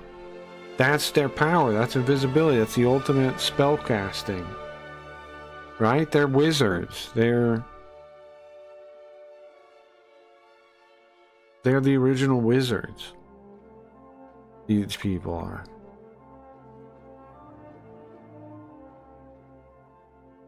But again, their real belief is that like humanity will be made God through his actions. And they are trying to do that. They're trying to create that, and they've always been trying to create that. So yeah, they are manipulating things. Yeah, they're behind societies for forever now, and of course it's like they're like splinter religion down the chain, right? Let's say this is even true. It's ridiculous. It might not. None of this might be true, but this is what they believe. This is what the Luciferians themselves believe is some variation of what I'm telling you right now. Like this is the secret information that they believe this.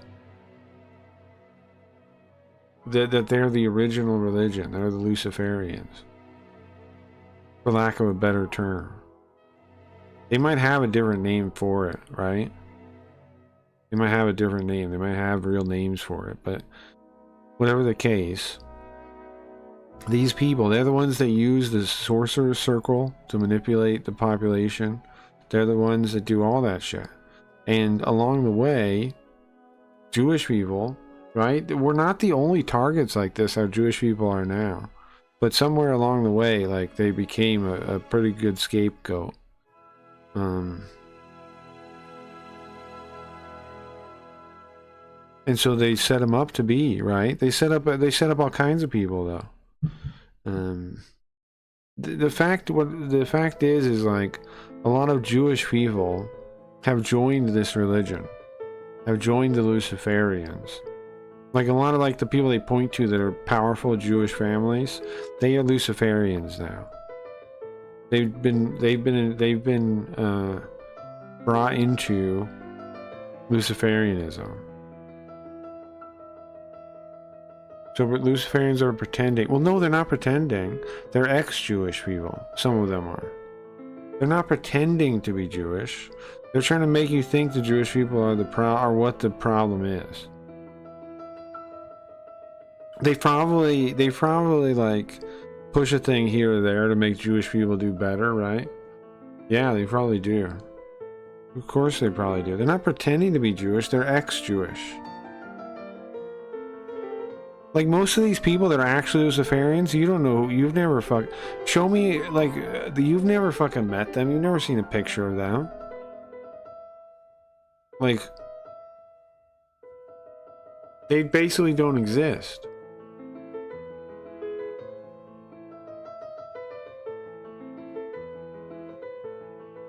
These people don't exist, like in the way you and I do, or anybody else does. But they say they're Jewish. Some of them do. But they're not all one. The thing, most of them, you don't know them, is what I'm saying, right? Most of them are hidden in plain sight because, like I'm saying, their most powerful move is invisibility. Most of them, you have no fucking idea who they are. Like, to think you know who they are, the people in power, is ridiculous, I think, no? How? How do you know? Point to them, show me them. Where are they? So we don't even know that they exist? No, we know they exist. There are people living in secluded compounds with nuclear-powered yachts and shit? Yeah, Dingus is correct, yeah. We know they exist. But it's not like pictures of most of these people. Or like, you know. If they are, they're like random little like pictures. You know. So we know Luciferians exist, but we don't know they exist. But we don't know they exist. What do you mean?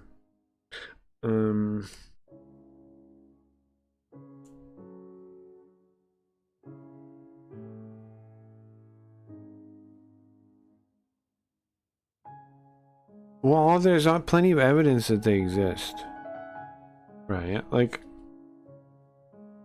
there's all these derivative forms of their religion, number one. Where does it come from?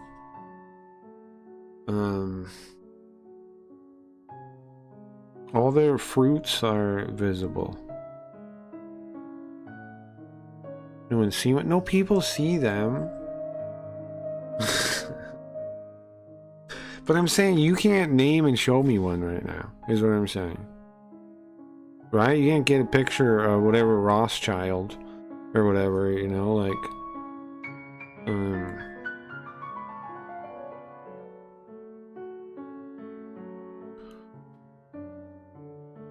I mean, there are pictures people have here and there, but you know what I'm saying?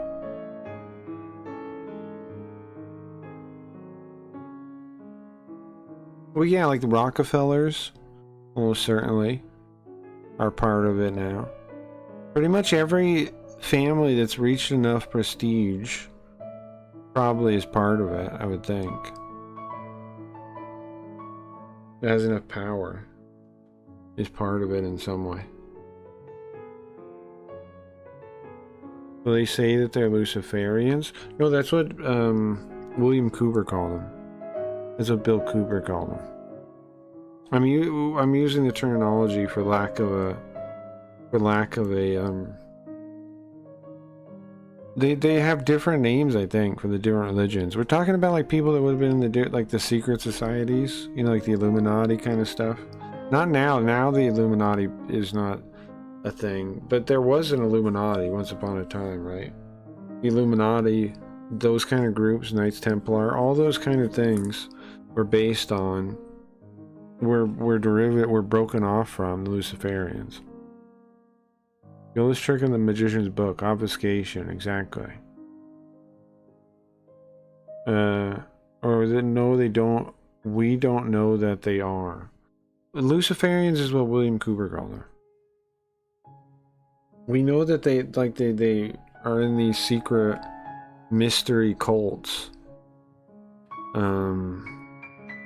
that practice something like Gnosticism or something, and there's all that there seems to be all these different versions of it.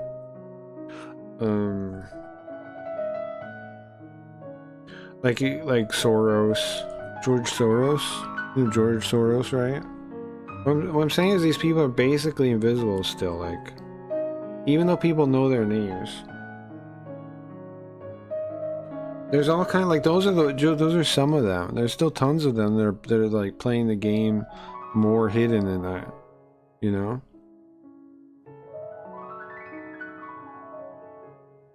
Like, George Soros isn't a Jewish person. He's some form of Luciferian.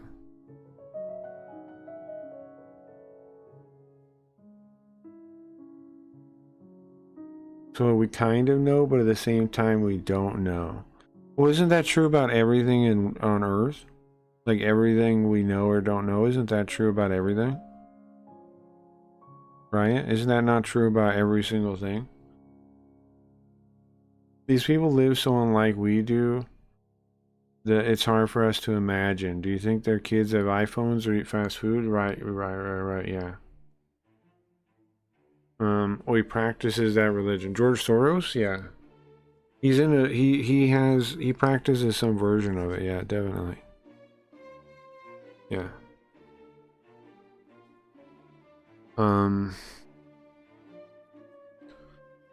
Yeah, he definitely does, yes. But his is like his version of it. But that's the thing, it probably changes a lot. That's why I'm saying, that's why, like, I'm just calling it Luciferianism, and there's probably all these individual differences to the actual religions, right? Like, just how, like, language evolves. It evolves over time. Different people take it up. They change it. But it's the core of it is something like that. Does that make sense? Did he talk about which version? Well, there's that one podcast James Lindsay did on Soros's view. You can watch that and try and get some of it from that if you want.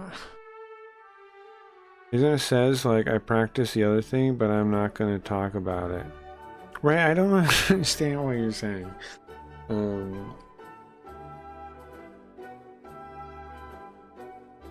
He's trying to change the world to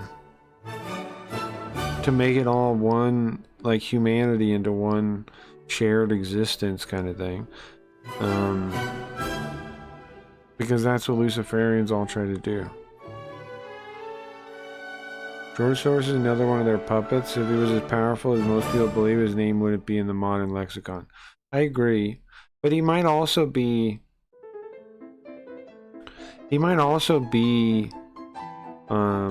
one that, like, stumbled, you know? Because they're incompetent too. Some of them are. I think they all are. I think the current ones are incompetent.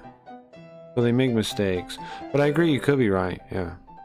It's possible. Like I said, I'm not sure on it. I don't know. He could be one that, like, tripped, you know? But I do agree, him being so in the open is suspicious, if he really is one. But he definitely practices a variation of it. But see, that's the thing about it. That's the thing about it, Dingus, is vulgar versions of it allow you to practice something just like it, move in the same direction as it, but actually be, like, you know, just your mind controlled.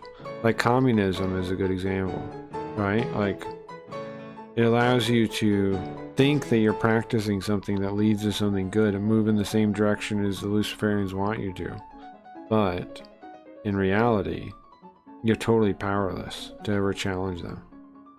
Soros might practice a vulgar version just like that, yes.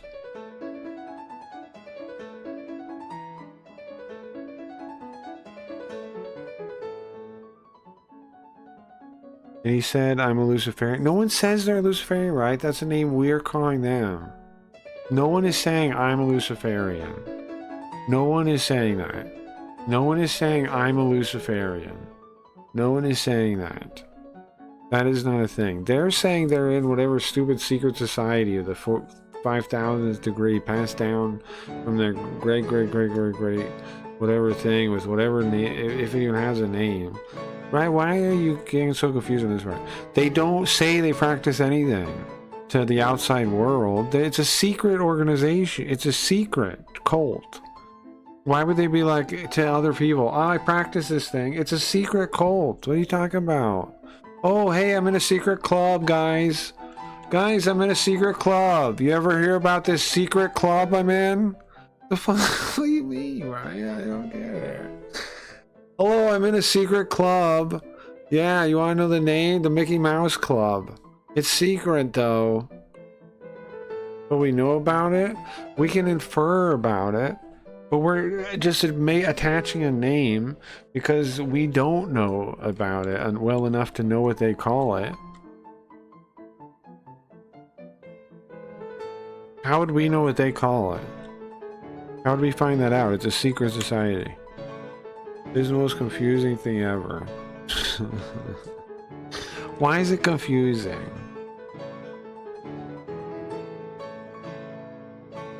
I'm saying there's a very old religion that is on the guidance and maintaining of society, basically, and the people in it,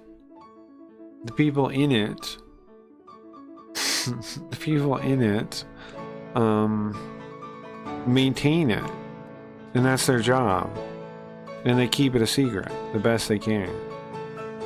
And it gets passed down. There's probably a bunch of versions of it throughout the world now, just like any religion. Like, remember how many branches of Christianity there were? Like, you know what I mean? Like, Christianity splintered into like I don't know how many in total, different versions of it. It's the same thing, but they've probably never been consolidated again. They're probably all separate now. Because why would they get consolidated? Maybe some of them were consolidated in secret. I don't know. Where George sacrificed a human effigy to Moloch.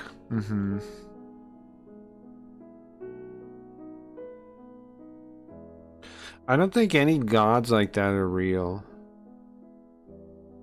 You know? That any of them maybe believe in. If any of them believe in gods, I think they're practicing a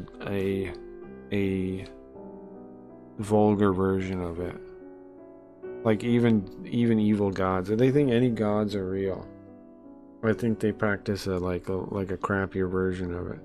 'Cause I think the purest version has belief in like becoming God themselves, right? Like, or else why even do the thing?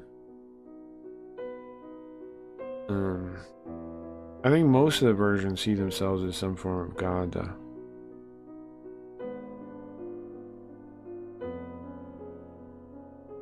Because it's not just about power. It's about like delusion or something. I don't know. Like,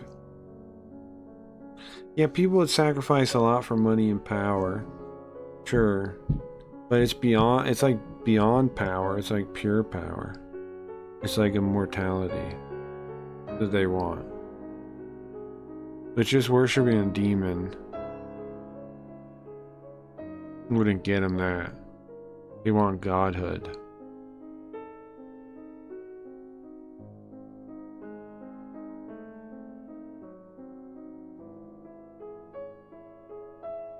They think thinking that makes them real? Yeah, maybe.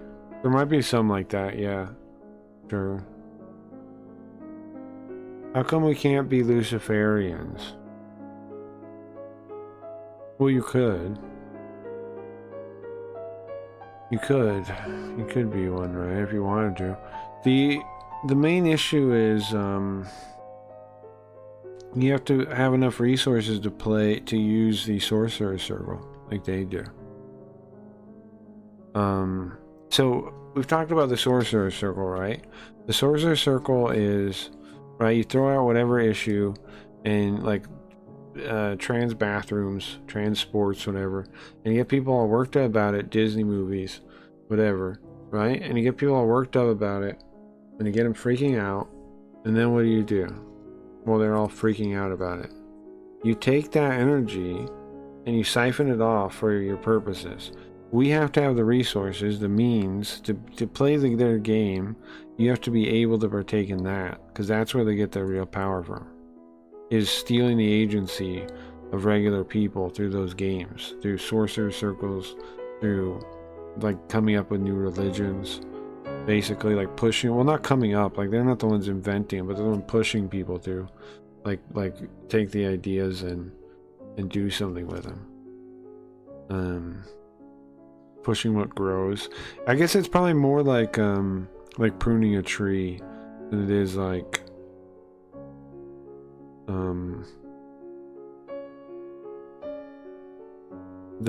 like creating the things. It's more like cutting and get out what you don't want, and then just letting the vulgar versions exist, I guess. I don't know. I'm stoned and was watching your VOD until I tried to chat. Well, you're welcome. You,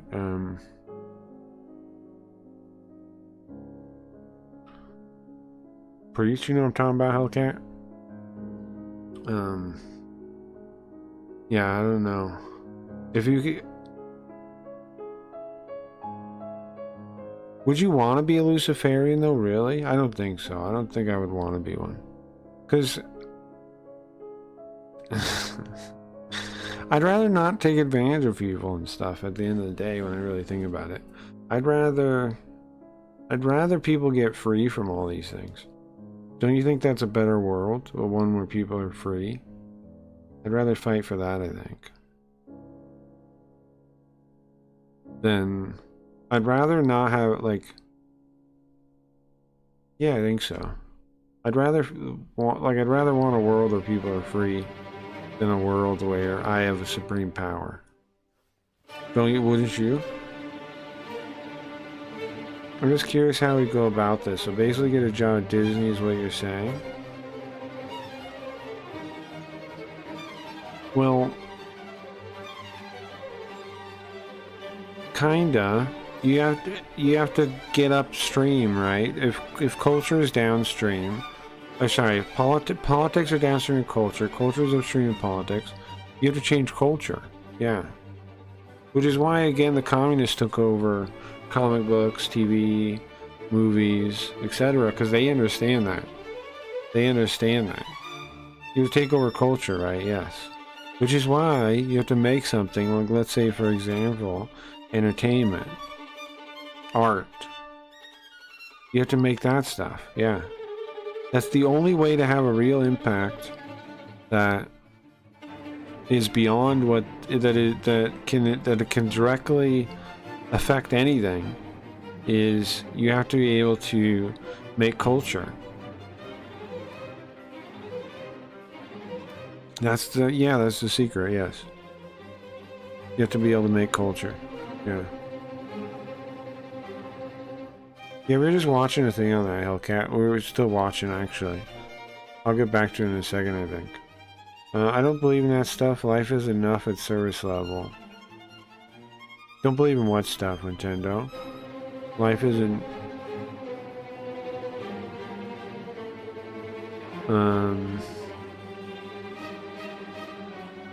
Which stuff do you believe in?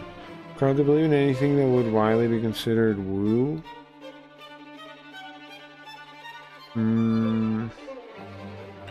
Like supernatural?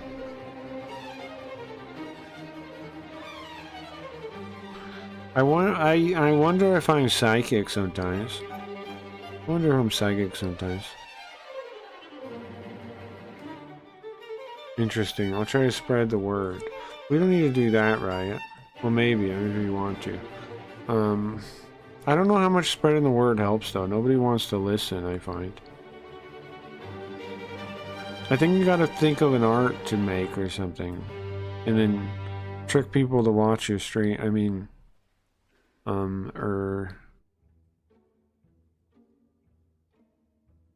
I think they believe strongly in bloodlines. You probably have to be born into it or buy into it. Yeah, that's probably true. Yeah. Well, let's go back to watching this video now. Back to watching this video. Laws of the past were out the window, and people were free to experiment with gender, bizarre sexual fetishes, or browse this collection of sex items. Yeah, spoiler, but I did know about this too. This weird sex institute.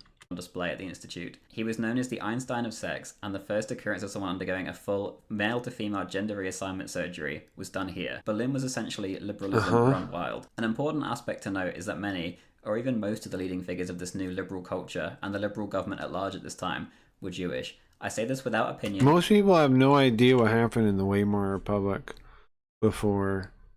Most people have no idea. People have no idea. I think we need to get one of those guys to come clean about being a wizard or knowing a wizard, and then you get people to believe. You need like someone to come clean. Yeah, but I still think the answer is then you gotta, I think you still have to change culture enough to make one of them defect in the first place, I think.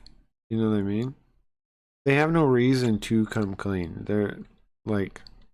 Or further comment. Many Jews talk openly and proudly of this period, and if you're a liberal, and some aspects of this time is part of your worldview that you strive for, this is your prerogative. Whether this type of society is right or wrong depends on your worldview. The National Socialists, however, found it abhorrent. As a result, many of the books on the banned list were indeed by Jewish authors. This is just a brief overview of the culture at the time. I'll eventually write a video of its own regarding the Weimar period and its part in the rise of the Nazi Party. Hopefully it gives you somewhat of an idea of the time that they were living in, as it actually isn't covered very much. Only in the past few years has attention come its way on the internet. Even if a wizard did come clean, a more powerful wizard could just cast a memory manipulation spell and we would be none the wiser. I don't think that's real. I don't think this is memory manipulation spells. The burnings started spontaneously by the German Student Union. They called for a cleansing by fire of books that went against the German spirit, which they felt were leading people astray. The Union published the 12 Theses, a reference to Martin Luther's 95 Theses and written in a similar style. It went as follows. I've replaced all the uses of the word Volk with people instead of folk, which sounds stupid in English. It does sound stupid, but it is important to understand Volk, I think, a little bit, to understand what they mean.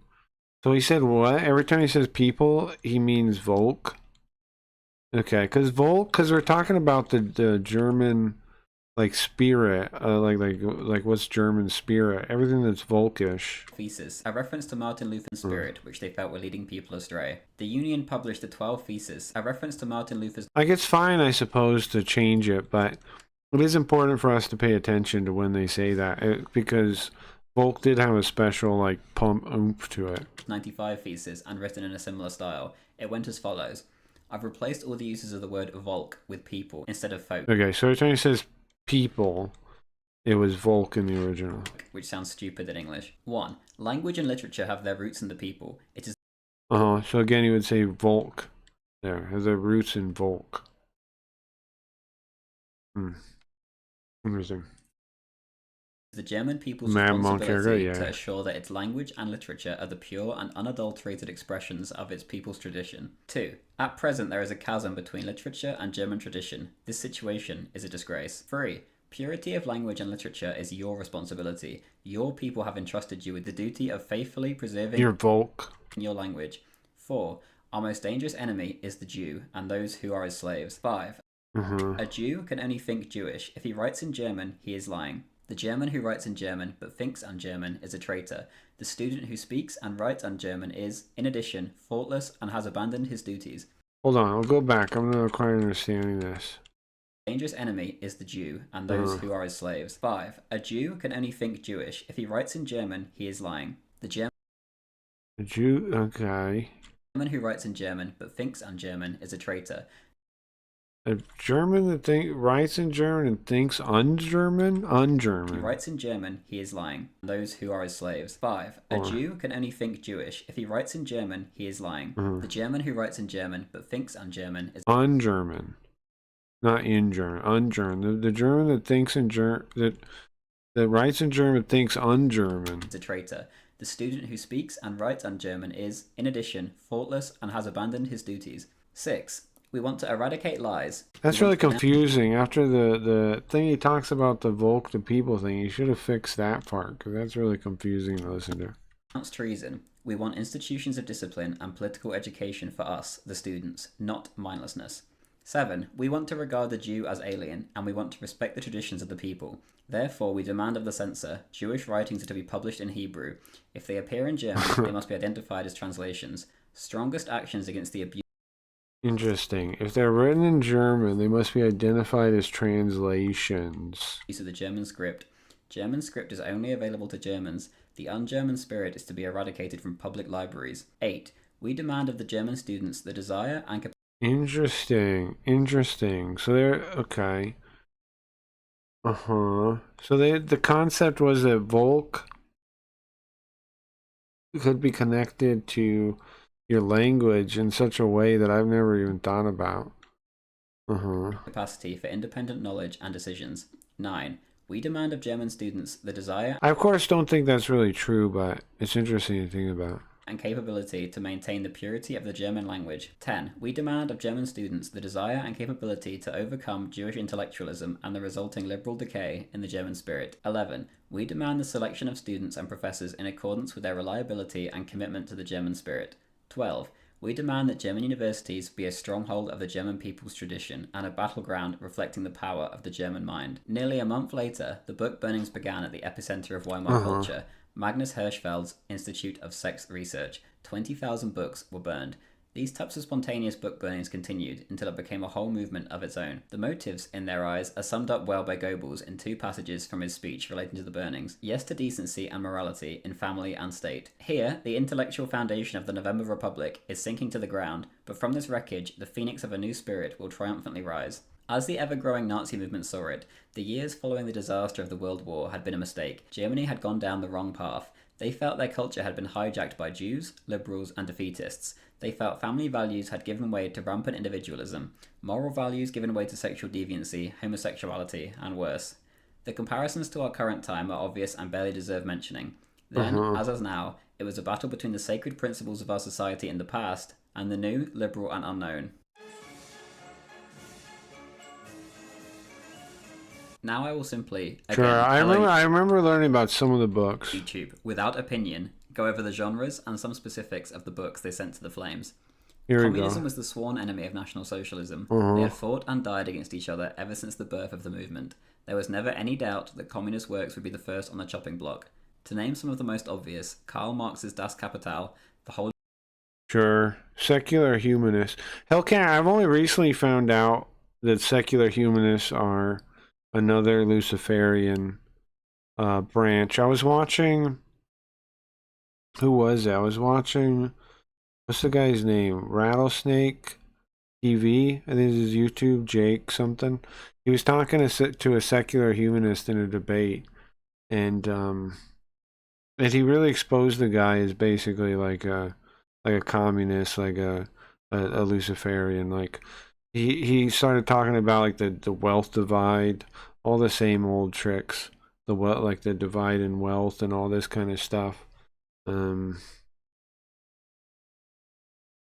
And I didn't quite, I never really took much interest in secular humanism, but through that conversation, it was definitely exposed to me that is another variant of that. Yeah. Holy Book of Communism was sent to the flames, as was Lenin's and Trotsky's works. Communists closer to home. What's up, Leafy? Carl, react to what I just sent you. Okay. Hold on. We're watching a German thing, but I can watch it.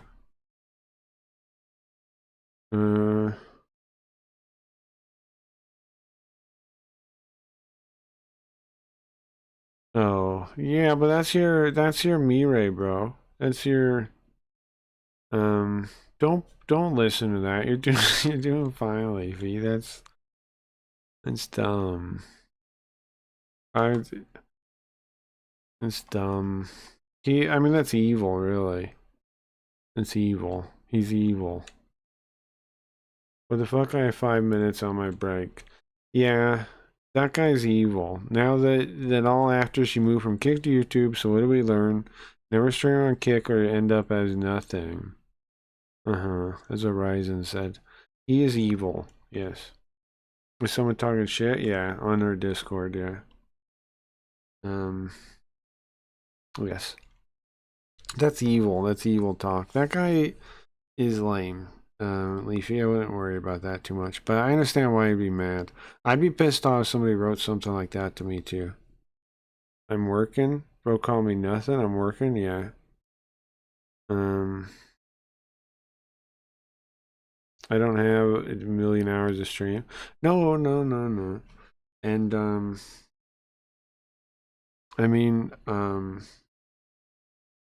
yeah, I don't know. You did like stream like I'm not gonna I don't know, you were doing fine. You're doing fine on YouTube, and you're doing fine on YouTube when you like whatever. You're not you do really well when you stream, so I don't worry about it. Just stream when you can, and you do fine. I don't know what, you know. You're just being mean for nothing. Yeah, because he's mad that you're gone, right? He called me fat all the time, like to like sug my balls. He's mad you're gone, Leafy. He's mad he doesn't get to watch you anymore. So humanists are responsible for taking down the large cross in DC, but kept up the large menorah. Oh, I didn't know that. Leafy, he's just trying to like, yeah, he's just like spiteful that he doesn't get to watch you anymore. So like Rosa is it Luxemburg's what Ryzen said? Yeah. works were banned. Then he says, "Oh, I don't even like your streams." He's lying about that. He's definitely lying about that. Oops. Ban him. That was not totally wrong. Pacifism is seen as weakness, while National Socialism If didn't he makes you, if it's that, if he's gonna be, I mean, he has always been a pain in the ass. I don't know. He has always been a war is pain in the inherently ass. good. The movement felt pacifism to be like a disease that weakens the wider whole. The book that spawned the recent Netflix hit remake, All Quiet on the Western Front, was sent to the flames and later banned. While this might seem extreme, consider that a few years later, Oswald Mosley, Great Britain's biggest peace advocate, would be thrown in a tiny cold cell without trial for opposing the Second World War and only released when he was seriously ill. Books on early transgender theory being sent to the flames should hardly be surprising given where the first burning began. Hirschfeld's library was gutted and sent straight into the flames outside. Transgender Right. The first burning was the guy's like sex library thing, right? Transgenderism was viewed in all countries, not just in National Socialist Germany at the time, as something absurd and deranged. Hirschfeld was the perfect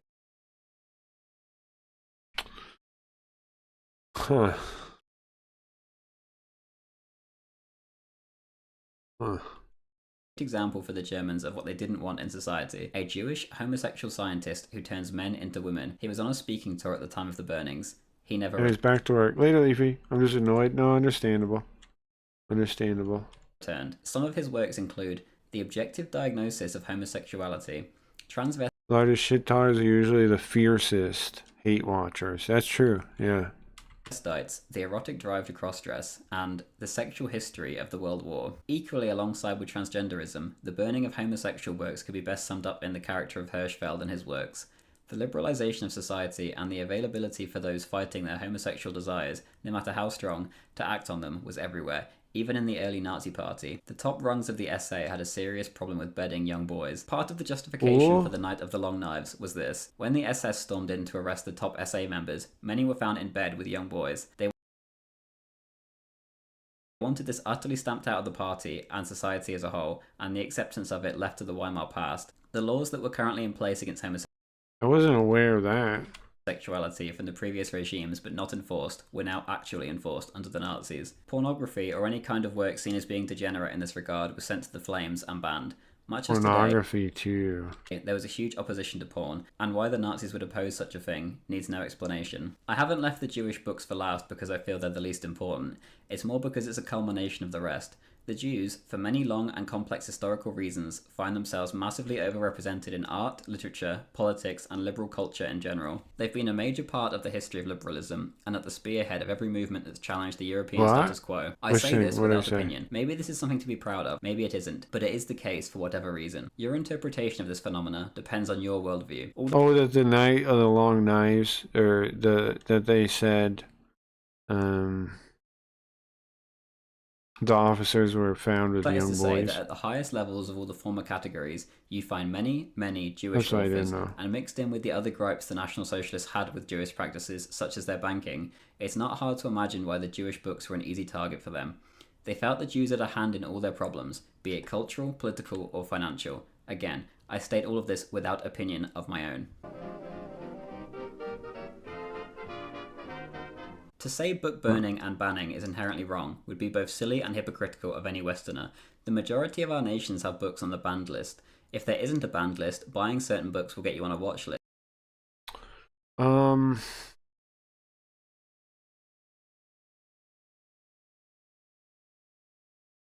I think it is hypocritical for any modern person that like goes to school and stuff to say that banning books is evil.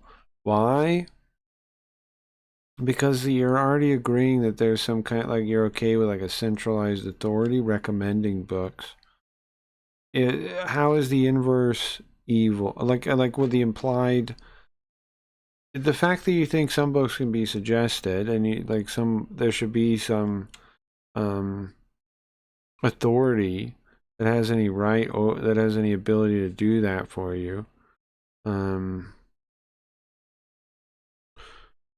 Means that it also, like, you're already agreeing with that. You're already agreeing that like state authority or whatever authority can decide what you should read. You're already agreeing with that.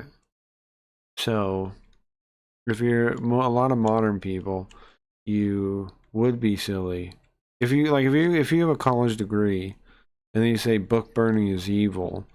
That kind of is a little hypocritical, because you agree that there was a list of books that you should read, and somebody else came up with the authority to tell you that, and you agreed with that. So somebody else tells you, okay, well, don't read that book. How's that all that different? And somebody tells you, read that book. Okay, I have to read this book. I'll read this book. Don't read that book. Okay. Are those really that different? List. We censor our media, we censor what types of books are able to get published. Inversely to the topic of this video, can you imagine if a pro-Nazi history book tried getting published? They'd be thwarted at every step. David Irving's life was destroyed for his interpretation of events in World War II, and finding his books is not impossible, but very expensive. Many works may be allowed at the government level, but good luck getting through the Amazon book bans and finding a publishing house. Anyway, this is but a short video detailing what types of books were actually banned. The event is widely mentioned, but not discussed. I think it's important people know what books were actually banned before rushing to claim that it was some unspeakable evil, whatever side of the fence they may sit on politically. There has been very, very few censorship-free civilizations in history, and National Socialism was no different. Historical context is important. Who knows, if the internet and its censorship didn't exist now, would right-wing books not be getting burnt at this very moment? Sure they would. Sure they would. What do I make of that? Like I said, I think if you are a believer in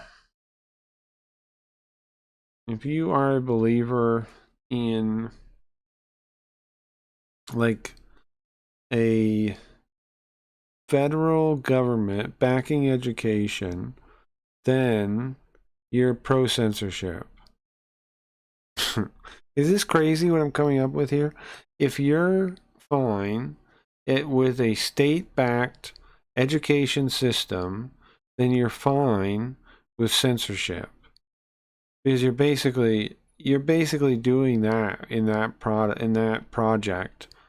Because if the state, the federal government, has any say in what books people are supposed to read, that is censorship. that is censorship. If the state says, okay, read all these books, that is censorship. Because they're saying, implied, don't read anything else. Read these books. These are the books you have to read. Nothing else. Read these books. If an education is standardized by the federal government, then it's basically censorship.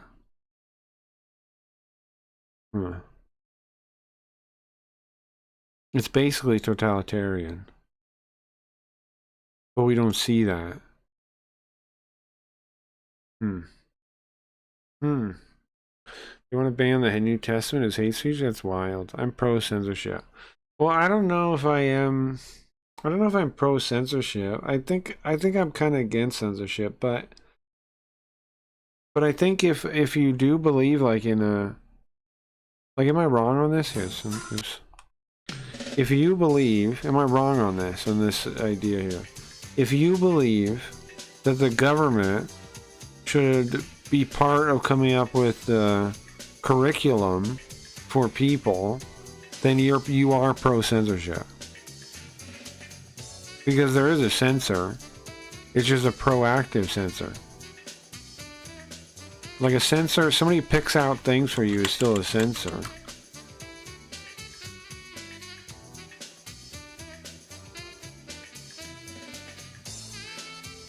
I don't know, I gotta think more about this, I think.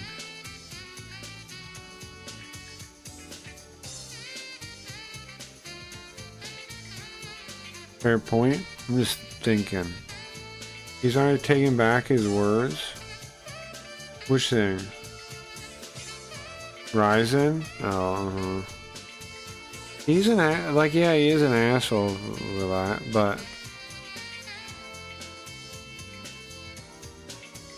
I would be mad like Leafy was too.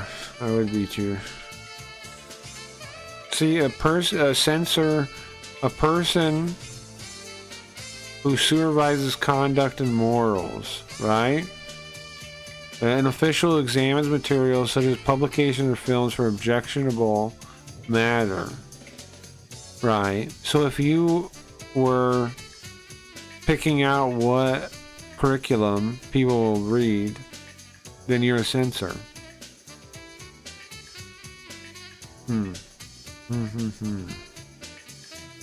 Yeah, I don't know. I just thought of that today. I need to think more about that. I'm pretty sure 95% of public schools do more harm than good other than make dumb slaves. Aeon, you are totally correct. Yes, they do more harm than good. Significantly so. Like, poor kids in poor neighborhoods would be better off without schools. I've said a number of times what I think they should do is take all the money from public schools and send it to the mothers directly. Just like divide it per kid. Just sell off the schools, sell off the land for the schools, make that money back for the state, and just divide up the money that you would pay for school and give it directly to the mothers. That would be enough for most of them to work just taking care of their children and raising them and teaching them. And they could say, what if they don't? Yeah, but how is that worse than now? Like, yeah, some mothers might suck, okay? But it would still be significantly better than now. Like, you'd have way more mothers that would step up if you did that. If they didn't need to work to take care of their kids, they could just take care of them. That'd be way better. Just make the kids work with their tiny, fast hands. Well, we've had to do that before, right? Now, I'm not suggesting child labor. But I'm not totally unsuggesting it either. I don't know. I think we should just be less, we should be less like every kid needs to go through the same thing. Some kids, maybe they do start working at like 13 years old or something. Would it really be such a bad life if you start some kind of job at like 13? No, probably not. Probably be ahead of everyone else. And the fact that kids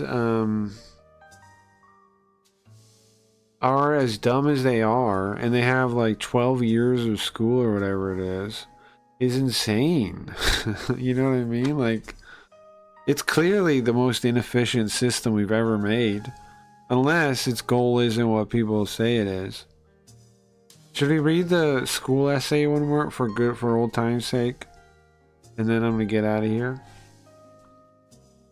Should we read the old school essay one time? And then I'll get out of here. I was sent to a farm at 14. Nice. Children are close to the ground. Pick weeds, sure. They used to be an integral part of the farm. We didn't need beans to pick fruit. Well, oh great. Yeah, no, I mean, it makes sense that kids would work. Dr. Phil's ranch. I need someone to read this to. What would be good music to read this to? Where was that? I need to make playlists for reading. Alright, let me read this real quick. And then I'm out of here. Sugar Plum Fairy. Okay. This is by this is a reading by Carl.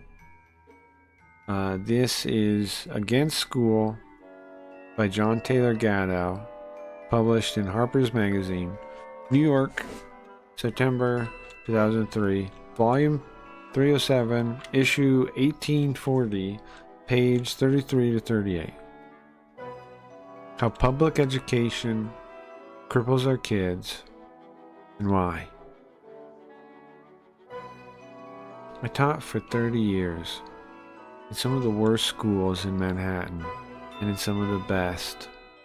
And during that time, I became an expert in boredom. Boredom was everywhere in my world. And if you ask the kids, as I often did, why they felt so bored, they always gave the same answers. They said the work was stupid, that it made no sense, that they already knew it. They said they wanted to be doing something real, not just sitting around. They said teachers didn't seem to know more about their subjects and clearly weren't interested in learning more. And the kids were right. The teachers were every bit as bored as they were. Next one. Boredom is the common condition of school teachers. And anyone who has spent time in a teacher's lounge can vouch for the low energy, the whining, the dispirited attitudes to be found here. When asked why they feel bored, the teachers tend to blame the kids, as you might expect. Who wouldn't get bored teaching students who are rude and interested only in grades, if even that? Of course, teachers are themselves products of the same 12-year compulsory school programs that so thoroughly bore their students. And as school personnel, they are trapped inside structures even more rigid than those imposed upon the children. Who then is to blame? We all are. We all are. My grandfather taught me that. One afternoon when I was 7, I complained to him of boredom, and he batted me hard on the head. He told me that I was never to use that term in his presence again, that if I was bored, it was my fault, and no one else's. The obligation to amuse and instruct myself was entirely my own. The people who didn't know that were childish people, to be avoided if possible. Certainly not to be trusted. That episode cured me of boredom forever. And here and there, over the years, I was able to pass on the lesson to some remarkable student. For the most part, however, I find it futile to challenge the official notion that boredom and childishness were the natural state of affairs in the classroom.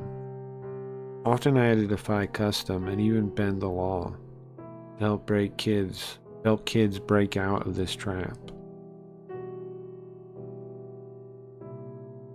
The Empire... I think so. The Empire struck back, of course. Wait for this one. There we go. Childish adults regularly conflate opposition with disloyalty. I once returned from medical leave to discover that all evidence of my having been granted the leave had been purposely destroyed, and my job had been terminated, and I no longer possessed even a teaching license. After 9 months of tormented effort, I was able to retrieve the license when the school secretary testified to witnessing the plot unfold. In the meantime, my family suffered more than I care to remember. By the time I finally retired in 1991, I had more than enough reason to think of our schools with their long-term cell block style, forced confinement of both students and teachers, as virtual factories of childishness. Yet I honestly could not see why they had to be that way. My own experience had revealed to me what many other teachers must learn along the way too, yet keep to themselves for fear of reprisal. If we wanted to, we could easily and inexpensively jettison the old stupid structures and help kids take on education rather than merely receive a schooling. We'd encourage the best qualities of youthfulness, curiosity, adventure, resilience, the capacity for surprising insight, simply by being more flexible about time, texts, and tests, by introducing kids to truly competent adults, and by giving each student what autonomy he or she needs in order to take a risk every now and then. But we don't do that. And the more I asked why not, and persisted in thinking about the problem of schooling as an engineer might, the more I missed the point. What if there is no problem with our schools? What if they are the way they are, so expensively flying in the face of common sense and long experience and how children learn things? Not because they are doing something wrong, but because they are doing something right. Is it possible that George W. Bush... What the fuck was that? Is it possible that George W. Bush accidentally spoke the truth when he said we would leave no child behind? Could it be that our schools are designed to make sure not one of them really ever grows up? Do we really need school? I don't mean education, just forced schooling, 6 classes a day, 5 days a week, 9 months a year, for 12 years.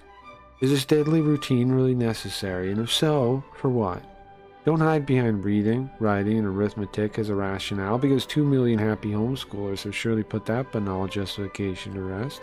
Even if they hadn't, a considerable number of well-known Americans never went through the 12-year ringer our kids currently go through, and they turned out all right. George Washington, Benjamin Franklin, Thomas Jefferson, Abraham Lincoln? Someone taught them, to be sure, but they were not products of a school system, and not one of them was ever graduated from a secondary school. Throughout most of American history, kids generally didn't go to high school, yet the unschooled rose to be admirals like Farragut, inventors like Edison, captains of industry like Carnegie and Rockefeller, writers like Melville and Twain and Conrad, and even scholars like Margaret Mead. In fact, until pretty recently, people who reached the age of 13 were looked upon as children at all. Ariel Durant, who co-wrote an enormous and very good multi-volume history of the world with her husband Will, was happily married at 15, and who could reasonably claim that Ariel Durant was an uneducated person. Unschooled? Perhaps, but not uneducated. We've been taught, that is, schooled, in this country to think of success as synonymous with, or at least dependent upon, schooling. But historically, that isn't true, in either an intellectual or a financial sense, and plenty of people throughout the world today find a way to educate themselves without resorting to a system of compulsory secondary schools that all too often resemble prisons. Why then do Americans confuse education with just such a system? What exactly is the purpose of our public schools? Mass schooling of compulsory nature really got its teeth in the United States between 1905 and 1915, though it was conceived of much earlier and pushed forth throughout most of the 19th century. The reason given for this enormous upheaval of family life and cultural traditions was, roughly speaking, threefold: to make good people, to make good citizens, to make each person his or her personal best. These goals are still trotted out today on a regular basis, and most of us accept them in one form or another as a deep definition of public education's mission, however short schools actually fall in achieving them. But we are dead wrong. Compounding our error is the fact that the national literature holds numerous and surprisingly consistent statements of compulsory schooling's true purpose.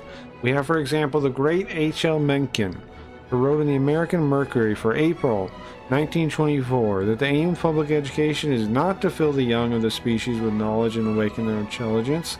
Nothing could be further from the truth.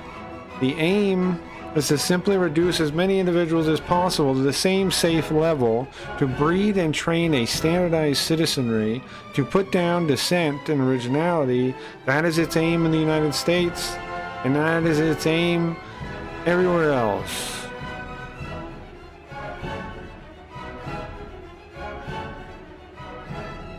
Because of Mencken's reputation as a satirist, we might be tempted to dismiss this passage as his hyperbolic sarcasm. His article, however, goes on to trace the template for our own educational system back to the now vanished, though never to be forgotten, military state of Prussia.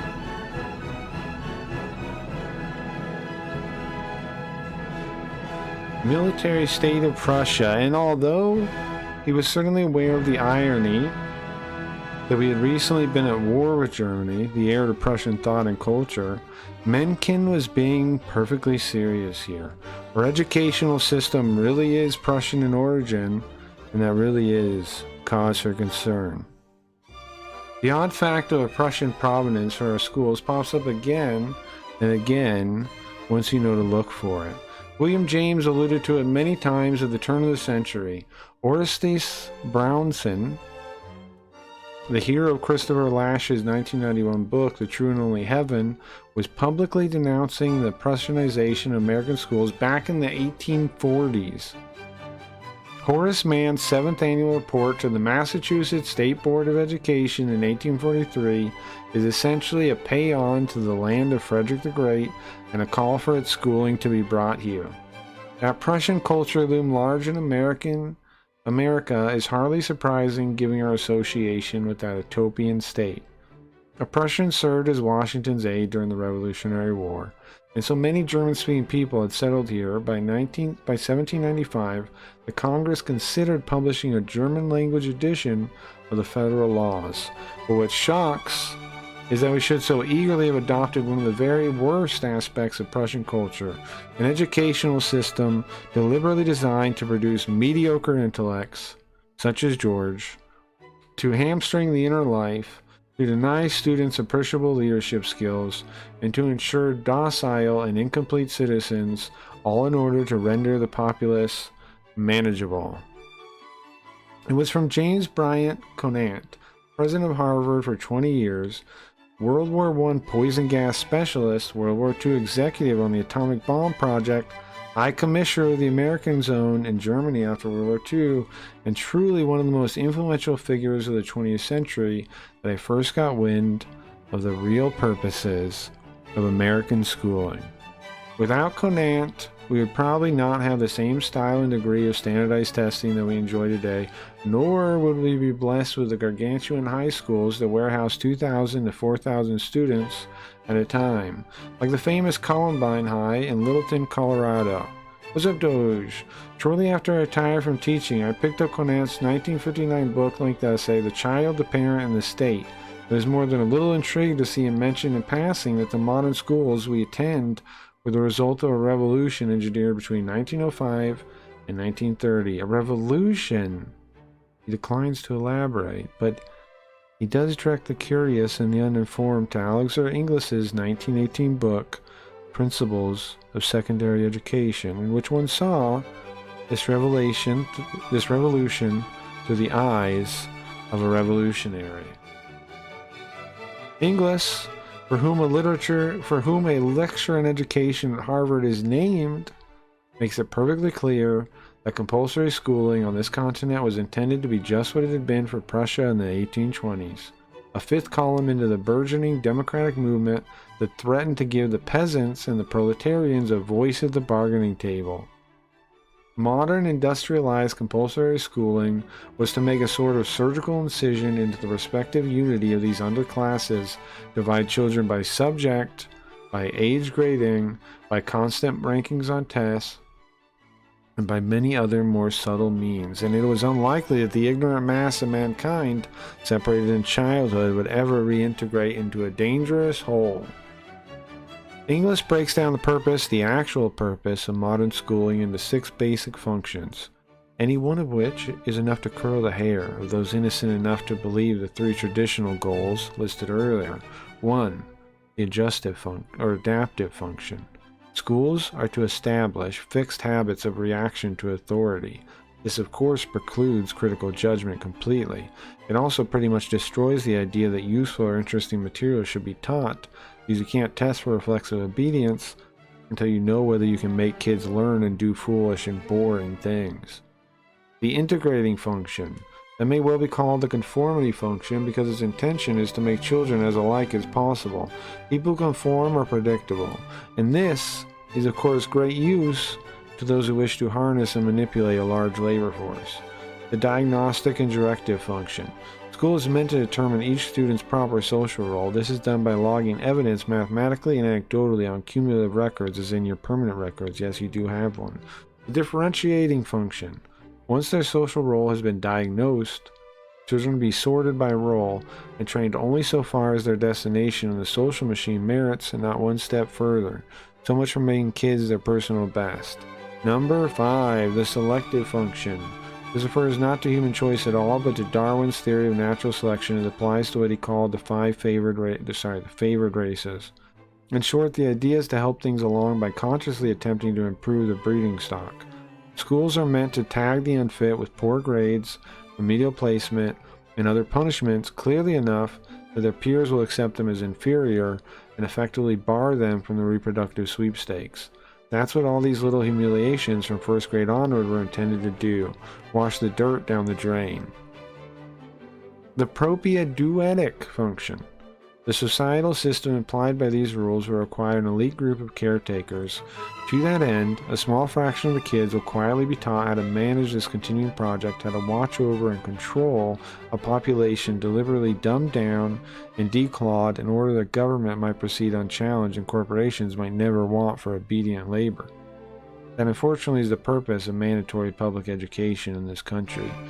Unless you take Inglis for an isolated crank with rather too cynical take on an educational enterprise, you should know that he was hardly alone in championing these ideas. Conant himself, building on the ideas of Horace Mann and others, campaigned tirelessly for an American school system designed along the same lines. Men like George Peabody, who funded the cause of mandatory schooling throughout the South, surely understood that the Prussian system was useful in creating not only a harmless electorate and a servile labor force, but also a virtual herd of mindless consumers. In time, a great number of industrial titans came to recognize the enormous profits to be had by cultivating and tending just such a herd via public education. Among them, Andrew Carnegie and John D. Rockefeller. There you have it. Now you know. We don't need Karl Marx's conception of a grand warfare between the classes to see that it is in the interest of complex management, economic or political, to dumb people down, to demoralize them, to divide them from one another, and to discard them if they don't conform. Class may frame the proposition as when Woodrow Wilson, the president of Princeton University, said the following to the New York City School Teachers Association in 1909. We want one class of persons to have a liberal education, and we want another class of persons, a very much larger class of necessity in every society, to forego the privileges of a liberal education and fit themselves to perform specific, difficult, manual tasks.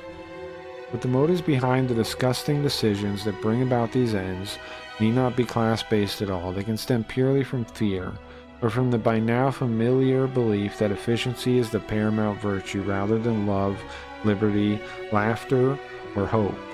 Above all, they can stem from simple greed.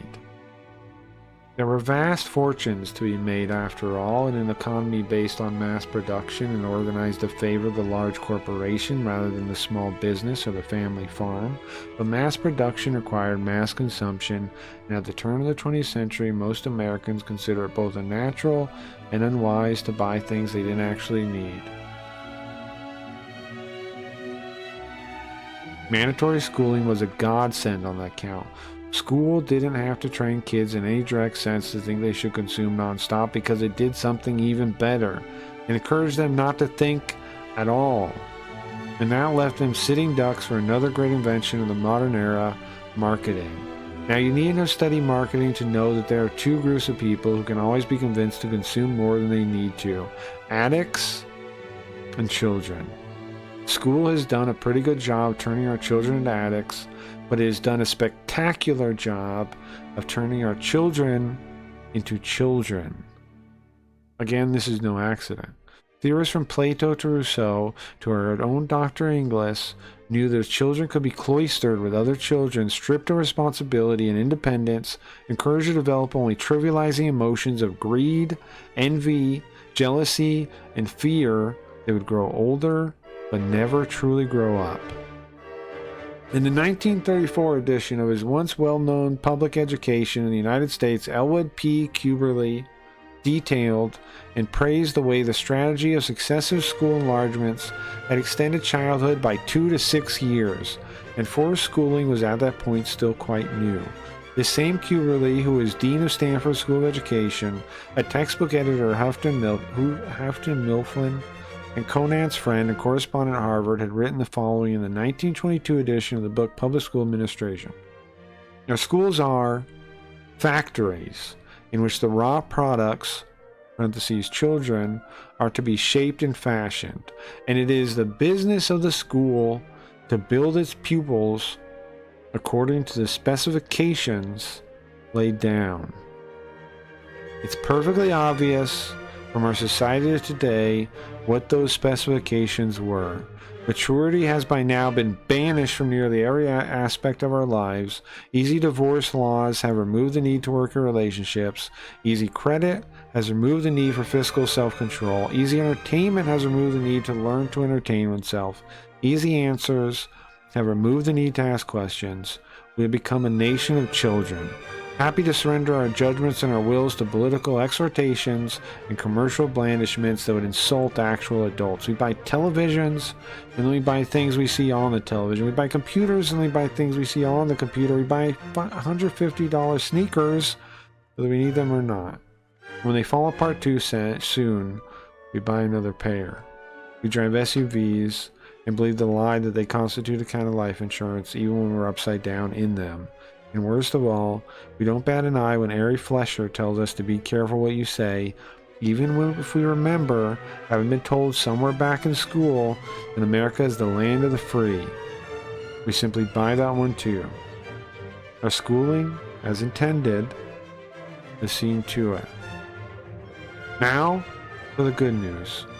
Once you understand the logic behind minor schooling, its tricks and traps are fairly easy to avoid. School trains children to be employees and consumers.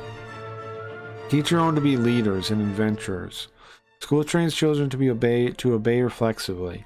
Teach your own to think critically and independently. Well-schooled kids have a low threshold for boredom. Help your own to develop an inner life so that they'll never be bored. Urge them to take on the serious material, the grown-up material in history, literature, philosophy, music, art, economics, theology. All this stuff school teachers know well enough to avoid. Challenge your kids with plenty of solitude so they can learn to enjoy their own company, to conduct inner monologues. Well-schooled people are conditioned to dread being alone, and they seek constant companionship through the TV, the computer, the cell phone, and through shallow friendships, quickly acquired and quickly abandoned. Your children should have a more meaningful life, and they can. First, though, we must wake up to what our schools really are. Laboratories of experimentation on young minds.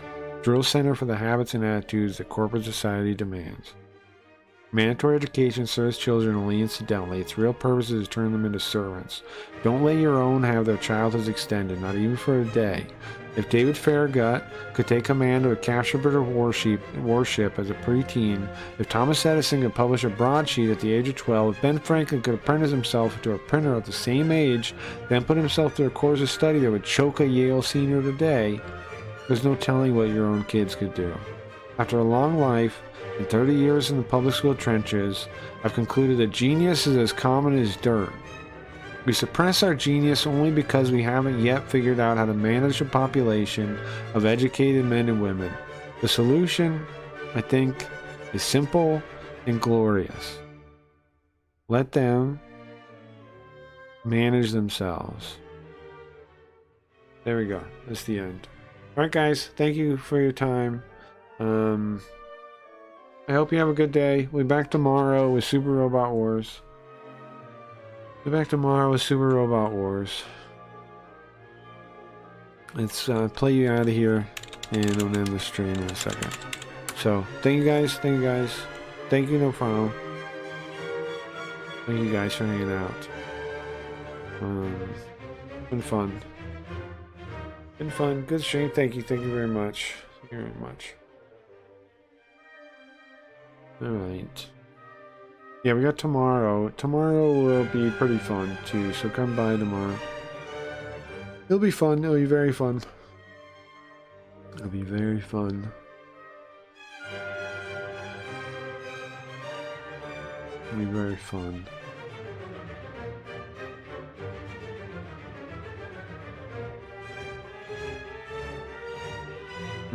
This is music getting really hype.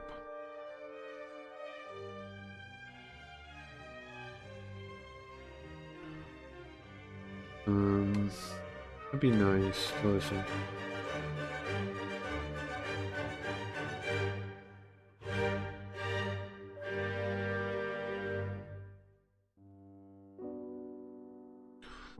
It's a good song, but alright. I think this is good. Alright, later guys. Later for real. Let's see which one of these.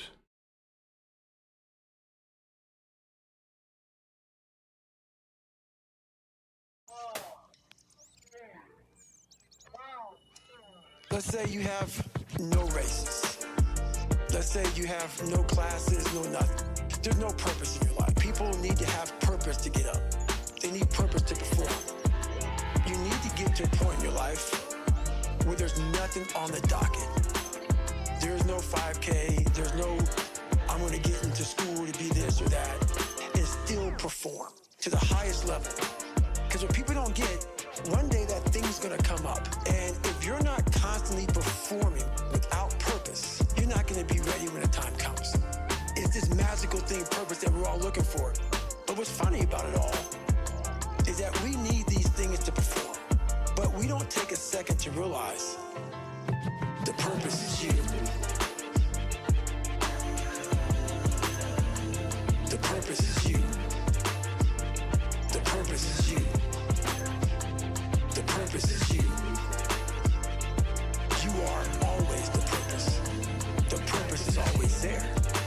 Because the very purpose is you.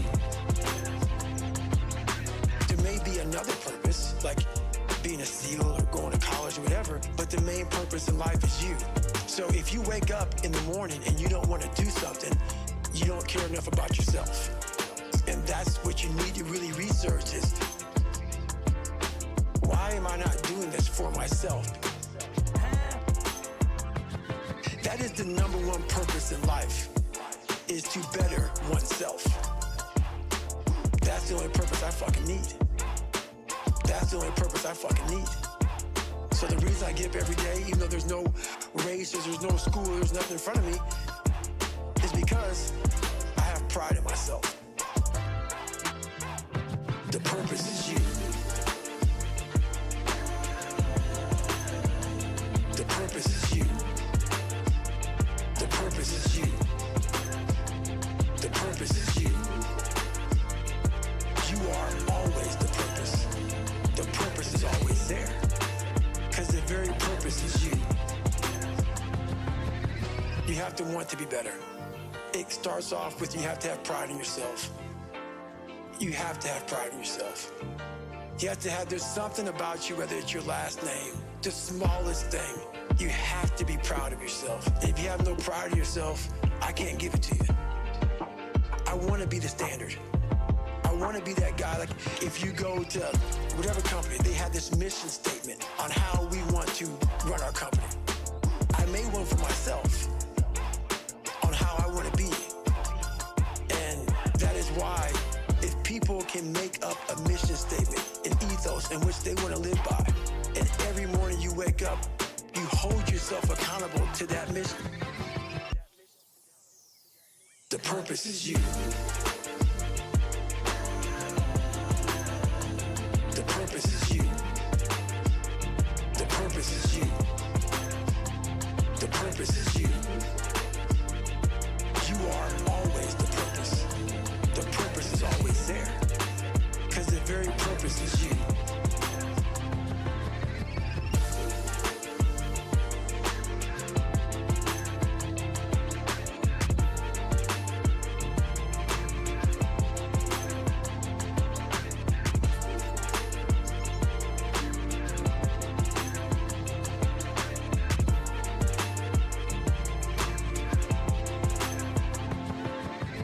Make up your own mission statement.